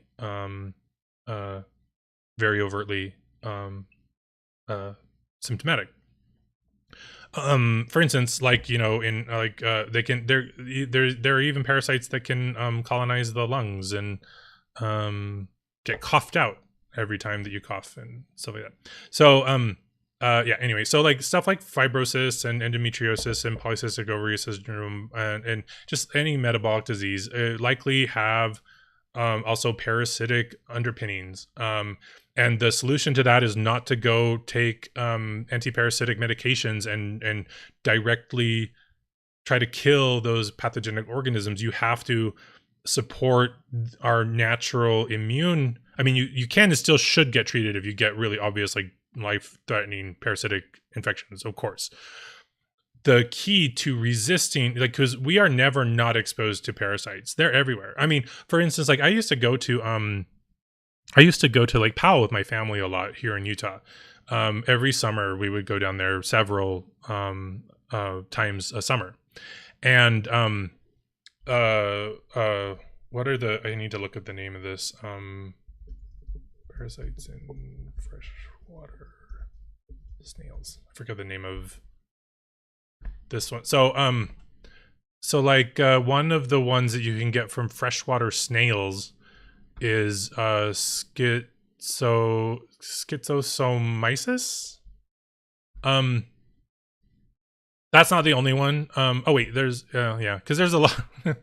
Here's another one. Snail-borne parasitic diseases lists 1, 2, 3, 4, 5, 6 different snail-borne parasitic diseases. And like, so okay, so Lake Powell is an artificial reservoir of fresh water at the top of the Grand Canyon. It's typically very warm most of the time, and it's proliferated by snails, and little tiny freshwater snails are everywhere. And one of the reasons that they're there is because the damming of freshwater rivers usually causes the populations of freshwater prawns to plummet. And freshwater prawns are the natural predators of these freshwater snails. So you get an increase in snails and a decrease in prawns that eat them. And the snails carry waterborne parasites and then we go swimming in those reservoirs and catch them. And like somebody recently died of a brain eating amoeba in a lake in Texas. And it's not because he had the rare occasion of interacting with that amoeba. That amoeba is probably really widespread in that reservoir. And that was a reflection not of exposure to the amoeba, but of his severe immune dysfunction that made him susceptible to it. Because everybody in that lake is being exposed to those amoebas. The reason that people aren't dying en masse from exposure to that lake is because it's generally pretty easy for our bodies to fight off and resist a lot of parasites. And the reason that you end up being susceptible to them is not because you were exposed. Exposure is happening everywhere all the time, and it is a complete delusion that we think that we're not susceptible to parasitic exposure. And instead is a reflection of the immune dysfunction that underlies contemporary and industrial diets. So this same, and then because microbial illness really underlies a lot of metabolic disease, I think a lot of conditions like endometriosis and polycystic ovary syndrome and metabolic fatigue and hypogonadism and weight gain and obesity and depression and insomnia, a lot of these are underpinned by microbial opportunistic infection and colonization, especially of parasites. And this makes a lot more sense too in terms of my research. And a lot of you guys know that my work for the last like 5 or 6 years has been really focused on bacterial and stuff like that. And this makes a lot more sense in terms of like my experience in research, because our body should be able to, and is very often capable of, resisting chronic bacterial infections like C. difficile, H. pylori, and oral pathogens like Porphyromonas gingivalis. And that I think parasitic infections precede bacterial infections, and bacterial infections are a secondary infection to colonization by parasites. Because parasites are larger, they are able to more easily produce lesions and invasion of our body and disruption of endocrine and immune functions, which then make us susceptible to secondary colonization and infections by pathogens, by bacterial pathogens and yeast infections. And like I think I can easily see that, like, my body dysmorphia as a young man, as a teenager, even, like I was on the swim team, my competitive high school swim team. I was even captain at one point, and I was eating, and I was, I was 6'6" by 10th grade. And for the amount of physical exercise that I was doing, I was under eating by about half or more of the calories that I actually needed in order to be healthy, let alone the kinds of foods that I was eating. I mean, like, I would come home from working out and I would be so ravenous. I would boil some pasta, and like a whole box of it, like I would just dump the whole box of pasta into a pot, boil it, and I would be so hungry that I wouldn't even heat up the pasta sauce. I would just open the bottle of pasta sauce when the noodles were done and dump the pasta sauce on the pasta, and the pasta would warm up the sauce and the sauce would cool down the noodles so that I could just then wolf it down. And that was just like refined common wheat flour. Not very many nutrients in it at all. Certainly not lithium, which is important for our immune function. I hardly ever ate nuts growing up because they were expensive. We had a huge family. We were not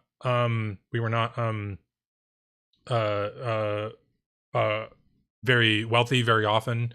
And my diet consisted mainly of like common wheat and meat and dairy. And I'd have salads probably once or twice a week, and never nuts, and hardly ever any really great fruit, really. We had bananas every day. That was a staple, were bananas.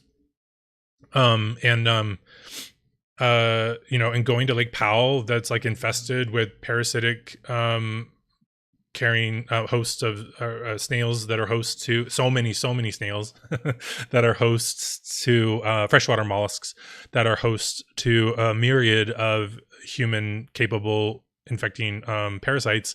Like I think that a lot of the etiology of my health problems started from that. And then it just cascaded, and it was caused by dietary insufficiency that impaired my immune system, which then made me susceptible to that kind of colonization by human parasites, and then that led to susceptibility to infections. And that can even include when I went on Accutane as a teenager. Accutane can really crash your immune system and cause like osteoporosis and depression, and and then my volatile environment, living in an oppressive, hateful Mormon community as a young gay boy, just exacerbated all of that. So anyway, yeah, that was a really long answer to your question word about fibroids. Oh, I skipped some questions. Potassium sources for everyday. Yeah, Melinda. So potassium, so like legumes are one of the highest sources of potassium. So like if you're eating like lentils and or beans, peas, those are all really great. Those are some of the highest sources of potassium. Root vegetables are the next highest. Grains are abysmally low in potassium. So like we require generally, depending on your size, about 5 grams of, if you're a normal sized human, we need about like 5 grams of potassium a day.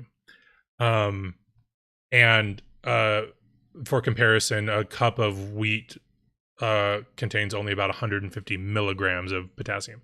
So there is absolutely no way that you can meet your daily potassium requirements on a diet that's based on grains.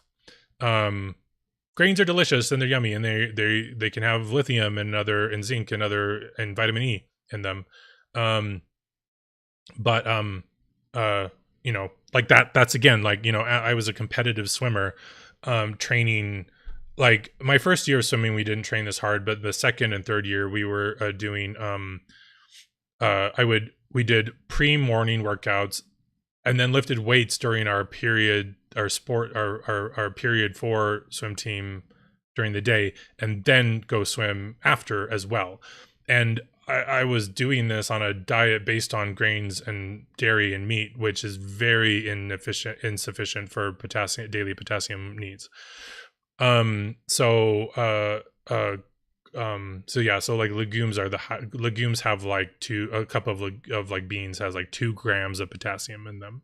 So that just illustrates for you the wide variability of potassium availability in diets that can cause problems. So legumes are the highest, and then followed by root vegetables.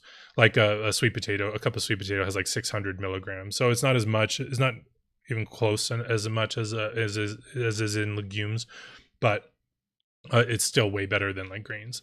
So root vegetables can like if you eat a whole like sweet potato, you can get like 4 grams of potassium pretty easily. And potatoes are really high in potassium. So that's like if you're having like French fries or mashed potatoes, like that same thing. They're a root vegetable, very high in potassium. But I would mix it up and make sure you get other sources as well, especially because potatoes having solanine can contribute to addiction and anxiety and insomnia and depression if you like are susceptible to those problems. So it shouldn't be your only source. So yeah, it's hard to eat root vegetables every day. I mean, sometimes I just don't want to fucking touch a sweet potato. So beans and legumes become a great way to do that anyway. And you can also use like a supplement of potassium citrate to boost your levels on days that you might not have gotten enough. So Ash, is temperature and pulse tracking still something I do every day? No, I haven't done it every day for like 6 years. Once you get good at knowing what you're looking for in that diagnostic, I mean, really your peak temperatures are the only numbers that actually matter. Anyway, so if you can get pretty good at figuring out when to measure when your peak is going to hit, which is usually around late afternoon or evening, that's really the only important numbers that matter. It doesn't matter what you wake up with, really. It really just matters what you can reach every day.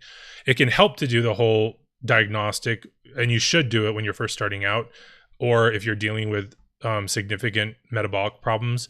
And this can be relevant too for endometriosis and PCOS and stuff like that. because the general curve and pattern of your temperature and pulse numbers will always be deranged when you have stress hormone dysfunction. So for instance, and also, okay, so adrenaline is associated with heart rate and cortisol is associated with your body temperature. So in a healthy body, what you expect from the temperature and pulse diagnostic is that your numbers are lower in the morning, and then they rise after eating and continue to rise gradually until late, about afternoon or early evening. And then as night falls, and you hit your peak around then too, you can hit your peak too, like right after night starts to fall. And then as night falls, your numbers decline slowly as your body prepares for sleep.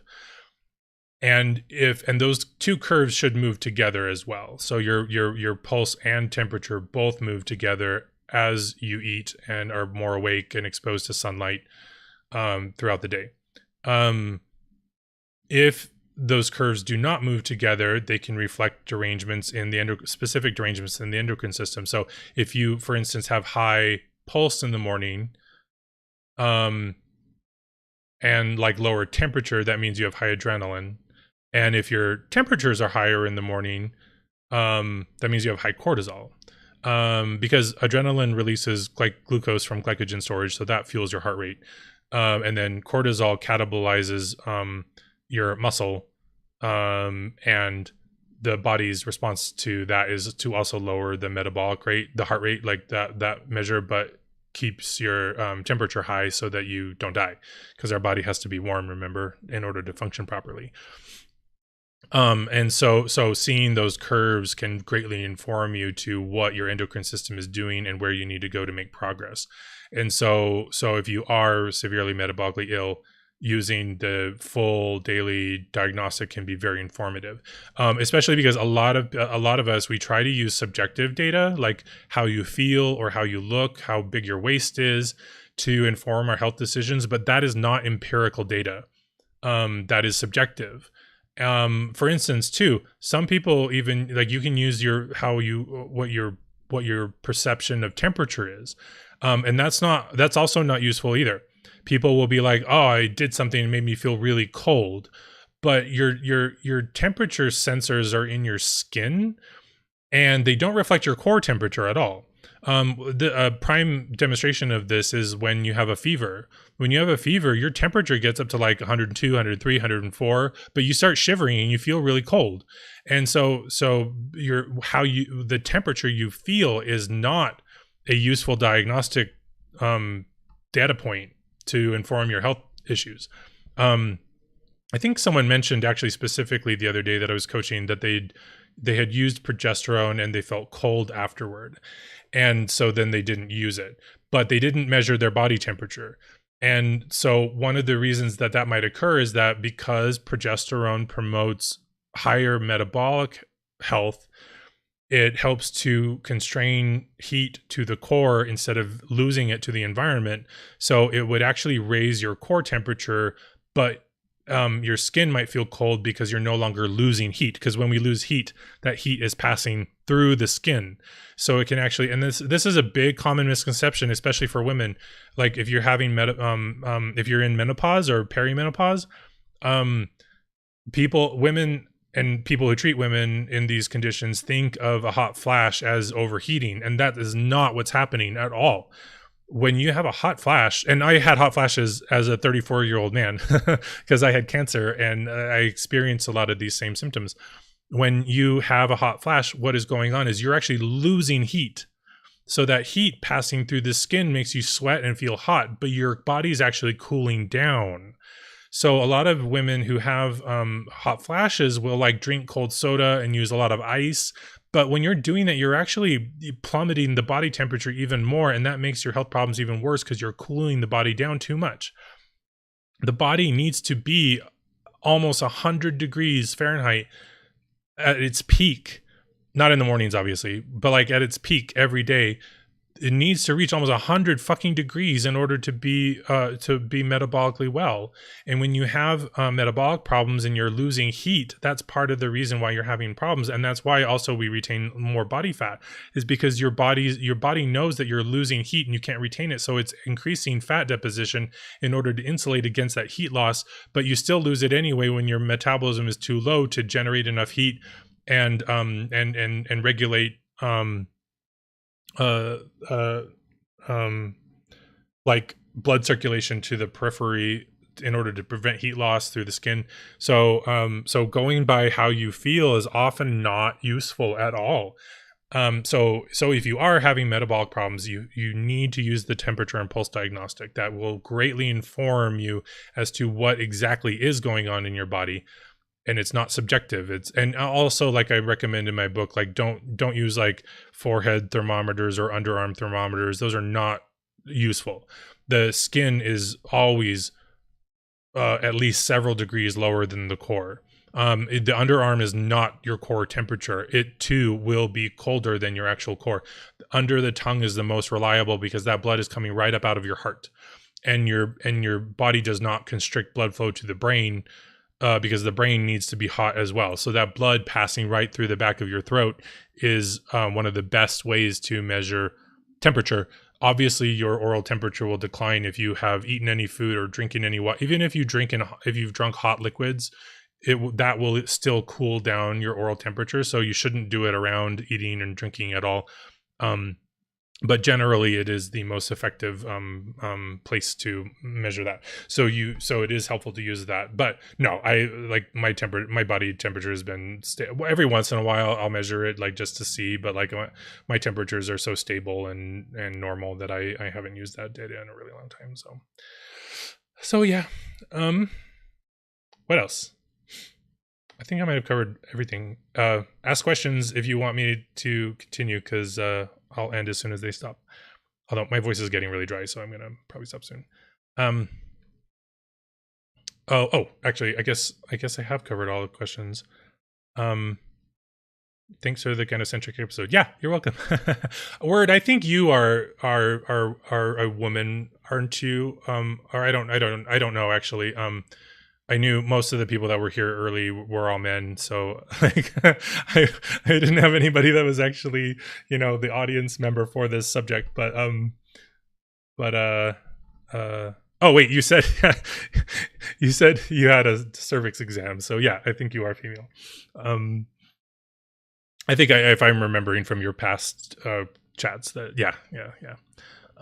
You were told at your very first exam that you had fibrous cervix and you'd grow out of it. Sounds like these interventions might have helped with that too. Yeah, I mean that is often doctors' advice, because like I mentioned actually really early in the stream that like women with endometriosis will often not, or maybe not often, but anecdotally I have seen or heard that trying to get pregnant or getting pregnant can actually like resolve endometriosis.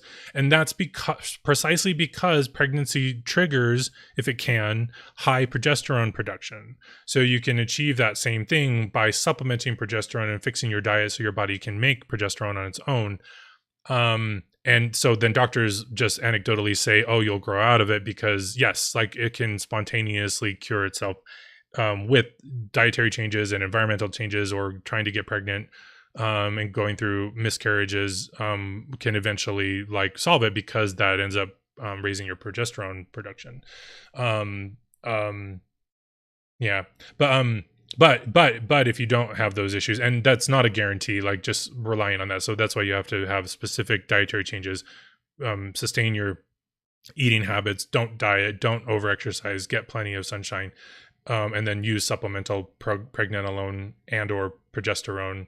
I often like pregnenolone better than progesterone, because, especially if you're male, because your body can make progesterone out of pregnenolone, and pregnenolone, your body can make any of the hormones that it needs, and so it's really, really effective. And because it's cheap and it doesn't have side effects, unless you're super skinny and a high cortisol producer. Pregnenolone doesn't have any side effects. And so it can be very, very useful to just as like supplement so that your body can do what it wants to. Whereas when you use progesterone, it has very specific effects. Can make you very, very sensitive because it is the hormone of empathy. So it can make you very, very emotionally sensitive. It can make you a little nauseous if you take it in really high doses because it makes the internal organs malleable so that a growing fetus can push the organs to aside without damage to them. But those are and then in men it can in high doses it can wipe out your testosterone, but only in very high doses. So it can have some side effects. So very often taking pregnenolone can sometimes be more productive and with less side effects. But likewise, you would also have to be very consistent with that as well. If you were treating, like if you were getting pregnant or wanting to get pregnant, you don't stop using those even if you get pregnant, because you risk a miscarriage because your body will not yet have healed fully to be doing it on its own until having sustained this healing for like a year at least. So yeah. You were reading my chapter on hypothyroidism. How did I get 400 milligrams of vitamin C through food? You tried today and managed to get like 50. Yeah, well, actually, okay. So like a lot of people don't know that a lot of foods actually have vitamin C. Like all leafy greens actually have quite a bit of vitamin C in them as well. So like, but if you're like, if you're like, if I was like what would I do? Like I was having like orange juice or pineapple juice every day, plus a smoothie with lots of different, like I would buy these big bags of organic frozen fruit, and I would use those to make a smoothie instead of adding like ice, because they're already frozen. And so I would either use like orange juice, pineapple juice, or milk as the base, which the juices have a lot of vitamin C. Then all of this frozen fruit, which additionally has vitamin C, especially like strawberries, are very, very high in vitamin C. And I would often either have only like I would make. Oh my god, I would make. I keep saying, I wish I was still doing this because it's so fucking good. I would make strawberry shakes very often. So a huge amount of frozen strawberries and milk and sugar, and it was basically strawberry ice cream. It was so fucking good. And that's like a huge dose of, I think strawberries have more vitamin C per weight than like oranges actually. I might be wrong about that, but I think that's the case. So you can easily get upwards of 500 600 milligrams of vitamin C if you like are doing that. One time I was also using dried rose hips. Those are extremely high in vitamin C. They're not so palatable or easy to use though, because they're crunchy and dry, and they have to be, if you don't prepare them right, rose hips naturally have these spiny hairs on the inside that are irritating to your throat. Actually, they're destroyed by freezing temperatures. It's the natural way that roses reproduce, by supplying rose hips for birds during the wintertime to consume. And so birds don't eat them until wintertime, and then they distribute the seeds. So like you can't just like pluck a rose hip off of a rose bush and be okay. Like that would be actually kind of dangerous. So you have to know what you're doing with that. But rose hips are really super high in vitamin C. So I did that too. So you can easily do it. A lot of people just don't understand that other foods like greens or strawberries can be very, very high in vitamin C as well, more than like orange juice even. So yeah. Do I have thoughts on heart rate variability? It seems very trendy, but seems same thing as low heart rate. Word, I don't really know what you mean by that. But yes, there is a lot of disparate information on heart rates. Generally, it is assumed or considered healthy if you have a low resting heart rate, and it's total fucking bullshit. The only reason that people think that is because athletes always present with low resting heart rates, and people idolize athletes, thereby inferring that a low resting heart rate is healthy, and it's not. The reason that athletes have a low resting heart rate is because the chronic stress of excessive physical exercise induces a state of torpor in which the heart rate is lowered by the body in order to avoid exhausting the nutrients that are necessary to run the heart. It is not healthy. In fact, it's indicative of chronic stress, and your resting heart rate needs to be high. The heart rate, Ray Pete mentioned this, which, by the way, if you didn't, we chatted about Ray Pete passing at the early beginning of the stream. He made so many contributions. I would not be alive if I had not found his work. You know, he's very important and did a lot of really great things to help people. I learned, like Ray Pete talked about specific, I remember in one of his articles about the heart functions like on a stair-stepping pattern, where when its heart rate, in a healthy heart, when its rate increases, its force of contraction also increases. So a healthy heart rate that is high is also pumping lots of blood volume.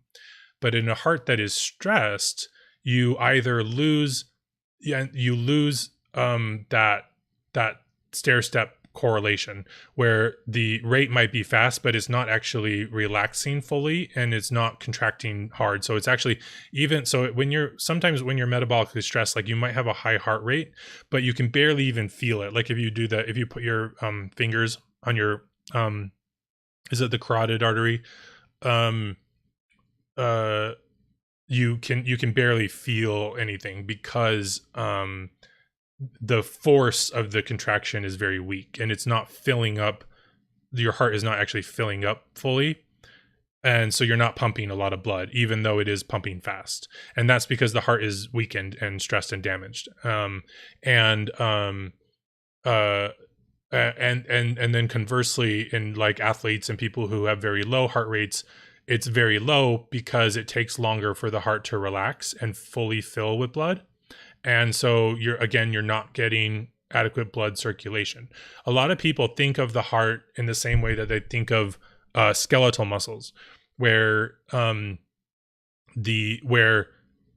you work out, like say you lift weights, your bicep, like say you're doing bicep curls, after you do a certain set of curls, your biceps start to fatigue and they can't work anymore.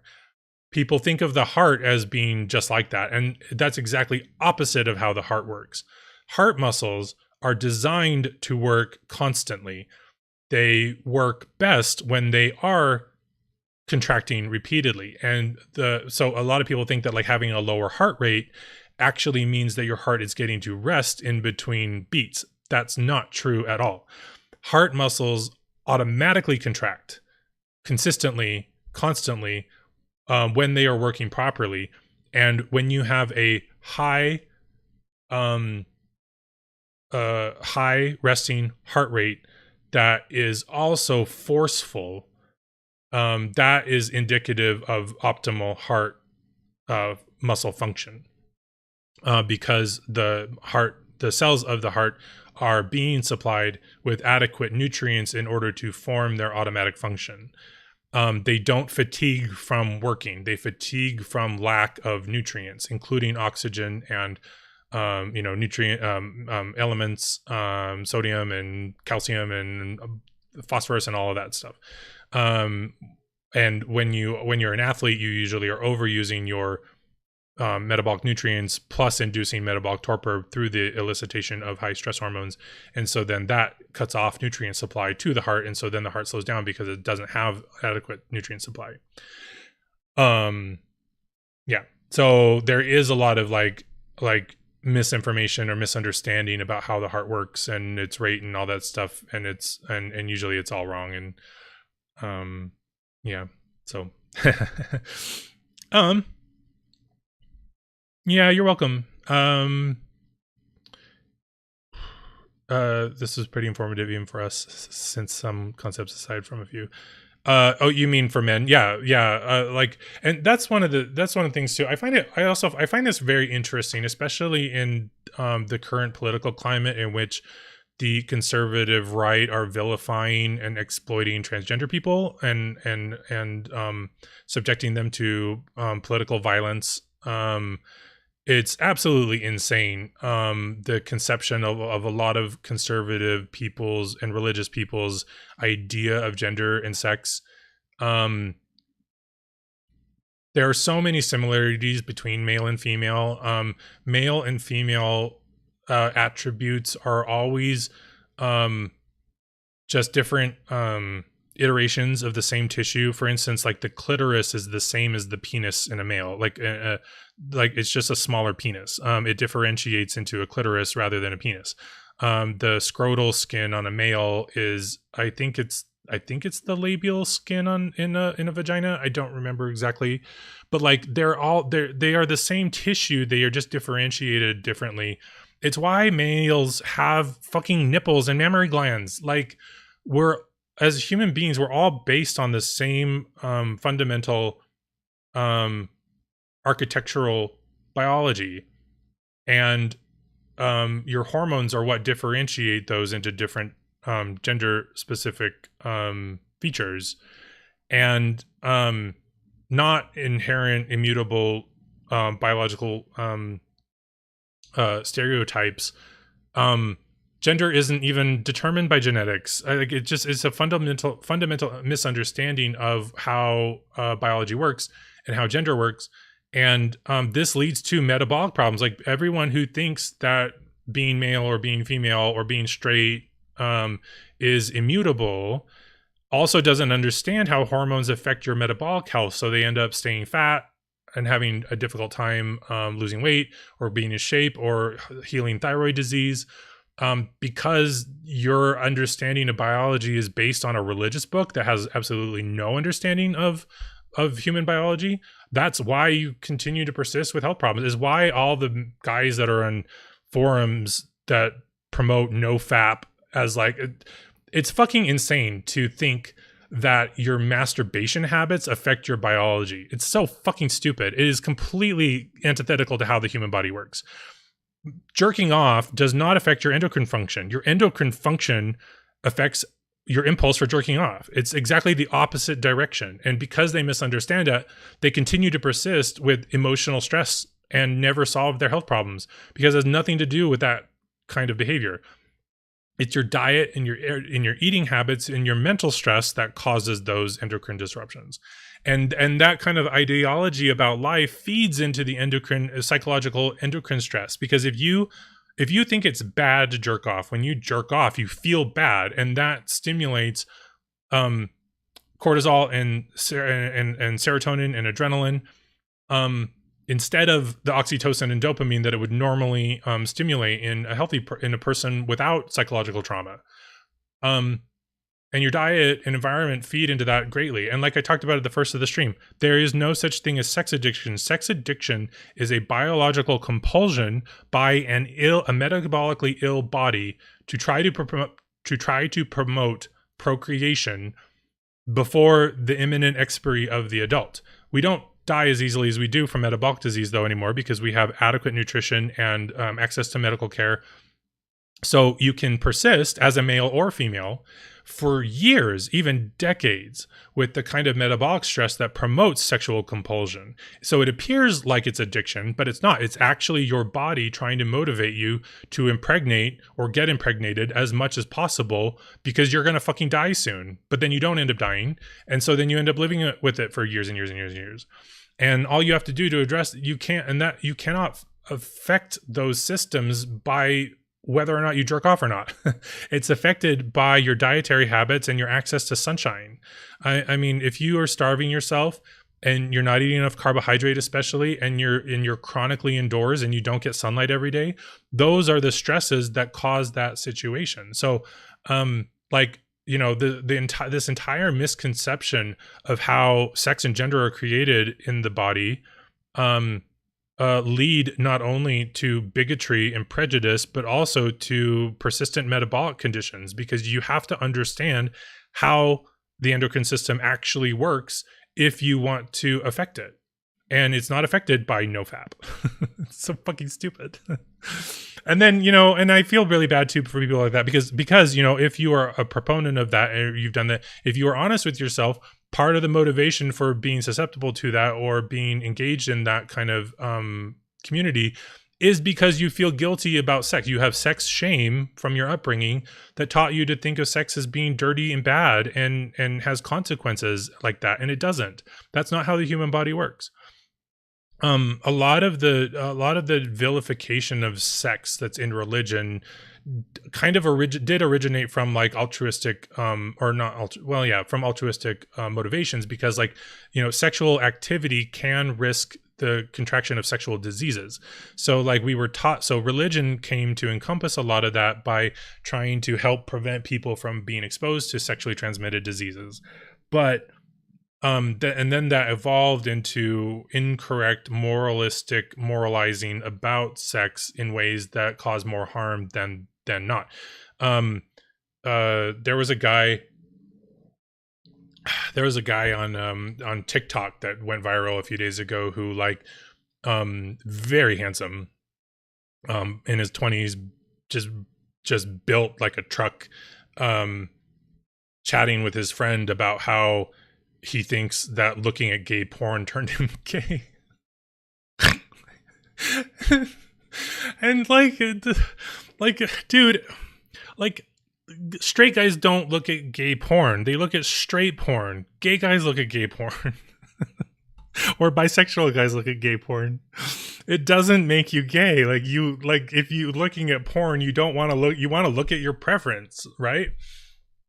And so to have this like attitude, this self-hating attitude about sex is much more of a function of your desire to belong and to be accepted by your family and community, which is totally understandable. I was so devastated by my family rejecting me for being gay that I tried to kill myself. It's horrible. Like, we love our family and we want to be with them and have them love us too. And you know, unfortunately, a lot of other people are also traumatized and misunderstand their own self-worth and what sex is and what moral sex is and stuff like that. And it damages relationships and it causes severe psychological and endocrinological stress. The brain is one of the biggest stimulators of adrenaline release, the fight or flight response. Confrontation with other people, especially like if you grow up in that environment as a child where you are afraid for your salvation because your religious leaders in your community and your parents threaten you with hellfire and damnation or being cut off from your family, that can cause severe psychological trauma. And you understandably don't want to be rejected by your family. It is very stressful to be differently gendered in those communities because they literally use familial relations and love as a weapon. And that has nothing to do with you being gay or transgender or different or straight, whichever you are.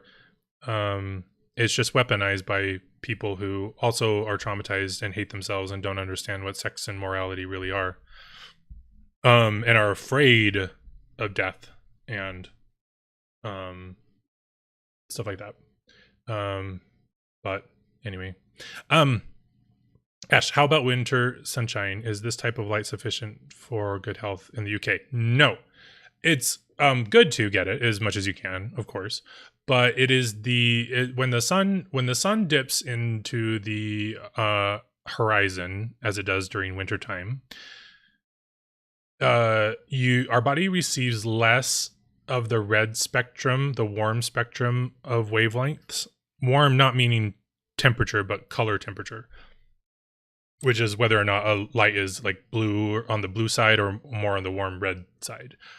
If you're an artist and color theory, like warm colors versus cool colors. Cool colors are blue, green, and purple and violet. And then warm colors are like red, yellow, orange. And those are all wavelengths of white light. And the sunlight when the sun is lower in the horizon, what's happening is the sunlight bounces off the atmosphere.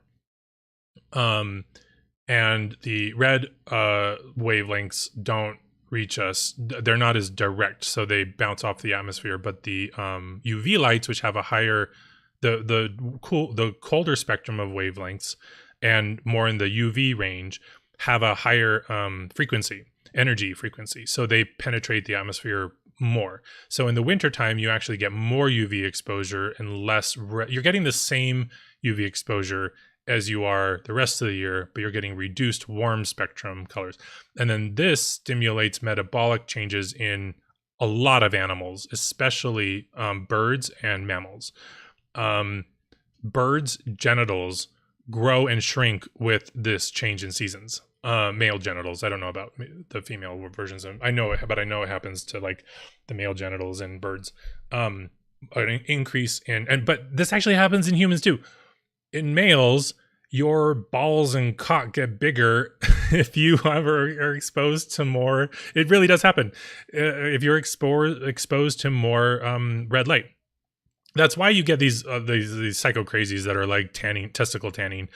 It's such a weird way to talk about this and conceptualize this, but like yeah, our testicles are actually sensitive to light exposure for the same reasons. Like I very often talk about how light interacts with the cytochrome enzyme on cells, receives the red photons and can actually direct them into the mitochondrial respiration transport chain, and so light exposure gives cells free energy, which drives up the metabolic rate. And then and when that happens with your testicles, that increases testosterone production and reduces aromatization of testosterone into estrogen. And so like you can't replicate that with artificial means. It's just going to happen. The supplementing light, like using artificial lights in the winter time, all it does is to reduce the amount of stress that sunlight deprivation will have on your body. It cannot replicate the role of sunlight.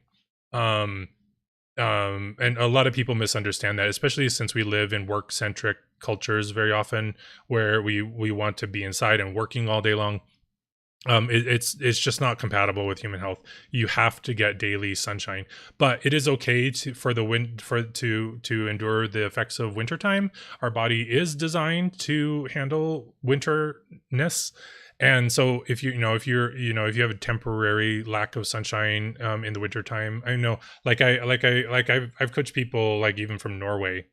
So like, that's even less light exposure, and it can, and if you misunderstand how this effect is on the body, that can stress you out, because you can be like, oh, it's wintertime and I'm so depressed and I can't get any sunshine.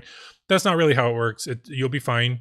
Your health problems are more likely caused by harboring pathogenic organisms like parasites and C. difficile and stuff like that.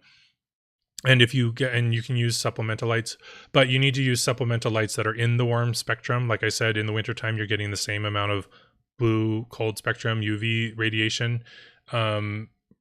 Generally, warm spectrum light stimulates energy production, and cool blue lights stimulate energy consumption.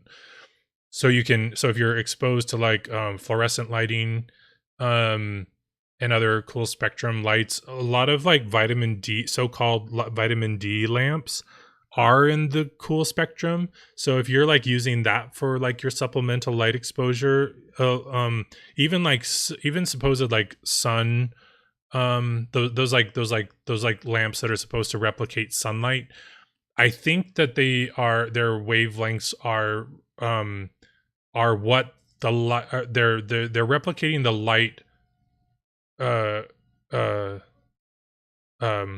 composition that comes directly out of the sun, not what ends up hitting us. Because when sunlight travels through the atmosphere, I think it's nitrogen and other gases in the atmosphere actually diffuse blue light. And that's why the sky looks blue, is because the blue wavelengths of light are being diffused through the atmosphere. So you don't actually get a lot of the blue spectrum of sunlight. We get mostly the warm spectrum of sunlight, or at least a reduced a reduction of the UV of the blue spectrum.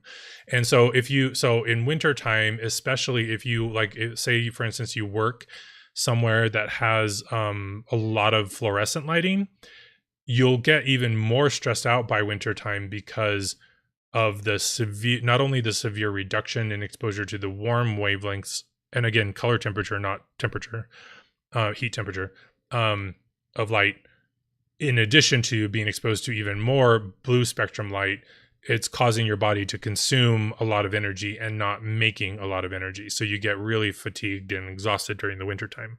So it can be very helpful to supplement warm spectrum light. Just with, you can use an LED that has 3000 Kelvin or less in color temperature. Those are the warm wavelengths. You can turn off like if you have an office at work, you can turn off the fluorescence and put in and get a lamp with like a bright warm spectrum light, or at home you can use like a red LED light even if you want to, but it really, or warm incandescent light, or even those heat lamps if you live somewhere cold, like those like red Philips like heat bulb warming bulbs like are great because they're part infrared, so they also supplement heat energy, and but also red light. You don't want only infrared. Infrared doesn't do that. All infrared does is warm you up. It doesn't have the function of red light. So you want to be able to see the light. If you can see the light, that means that it's red, because we cannot see infrared. So you want to see it, and if you can, that means there's red there. And so you can use any of those warm lights to help you out. Don't use those heat lamps on your head though. I've met people who have used infrared on their head, completely misunderstanding what I write in my book and talk about. That's just heat energy. You don't want to heat up your brain and cause heat stress. It's the brightness is the most important factor in addition to being on the warm spectrum. So just a bright, white, warm temperature light will work really well, and that can help prevent some of the winter stress. And then what you really need to do is spend lots of hours outdoors during the spring, summer, and fall when you're supposed to get sunlight. And just going through wintertime is fine. It's not that bad. But when you have like a day job and during the summertime and you don't get any sunshine, and then you also have winter stress, then it's a problem because you're just never getting sunshine. So yeah, anyway. Okay. Yeah, that's it for today. I wanted to play this video game, but it wasn't available. So I mean, it wasn't starting. It just wouldn't even start. It just kept freezing. So I was really bummed about that. So, but I'm really excited to play it, and I thought it would be fun to play on stream. So I'm gonna play it as soon as it works on my computer. However soon that might be. I don't know, but stay tuned, and I'll announce it. If you want to be informed about streams, I usually tweet about it, so you can go follow me at Nathan Guy Hatch on Twitter. I'm also on Instagram. I'm no longer on Facebook. I deleted that, so you won't find me there. You can also, if you want to support my work, you can go to my Patreon account through my website, fuckportioncontrol.com. You can also donate there if you want to, send me some support. I know some people do. It's very wonderful. I wouldn't be able to do any of this without your guys' help.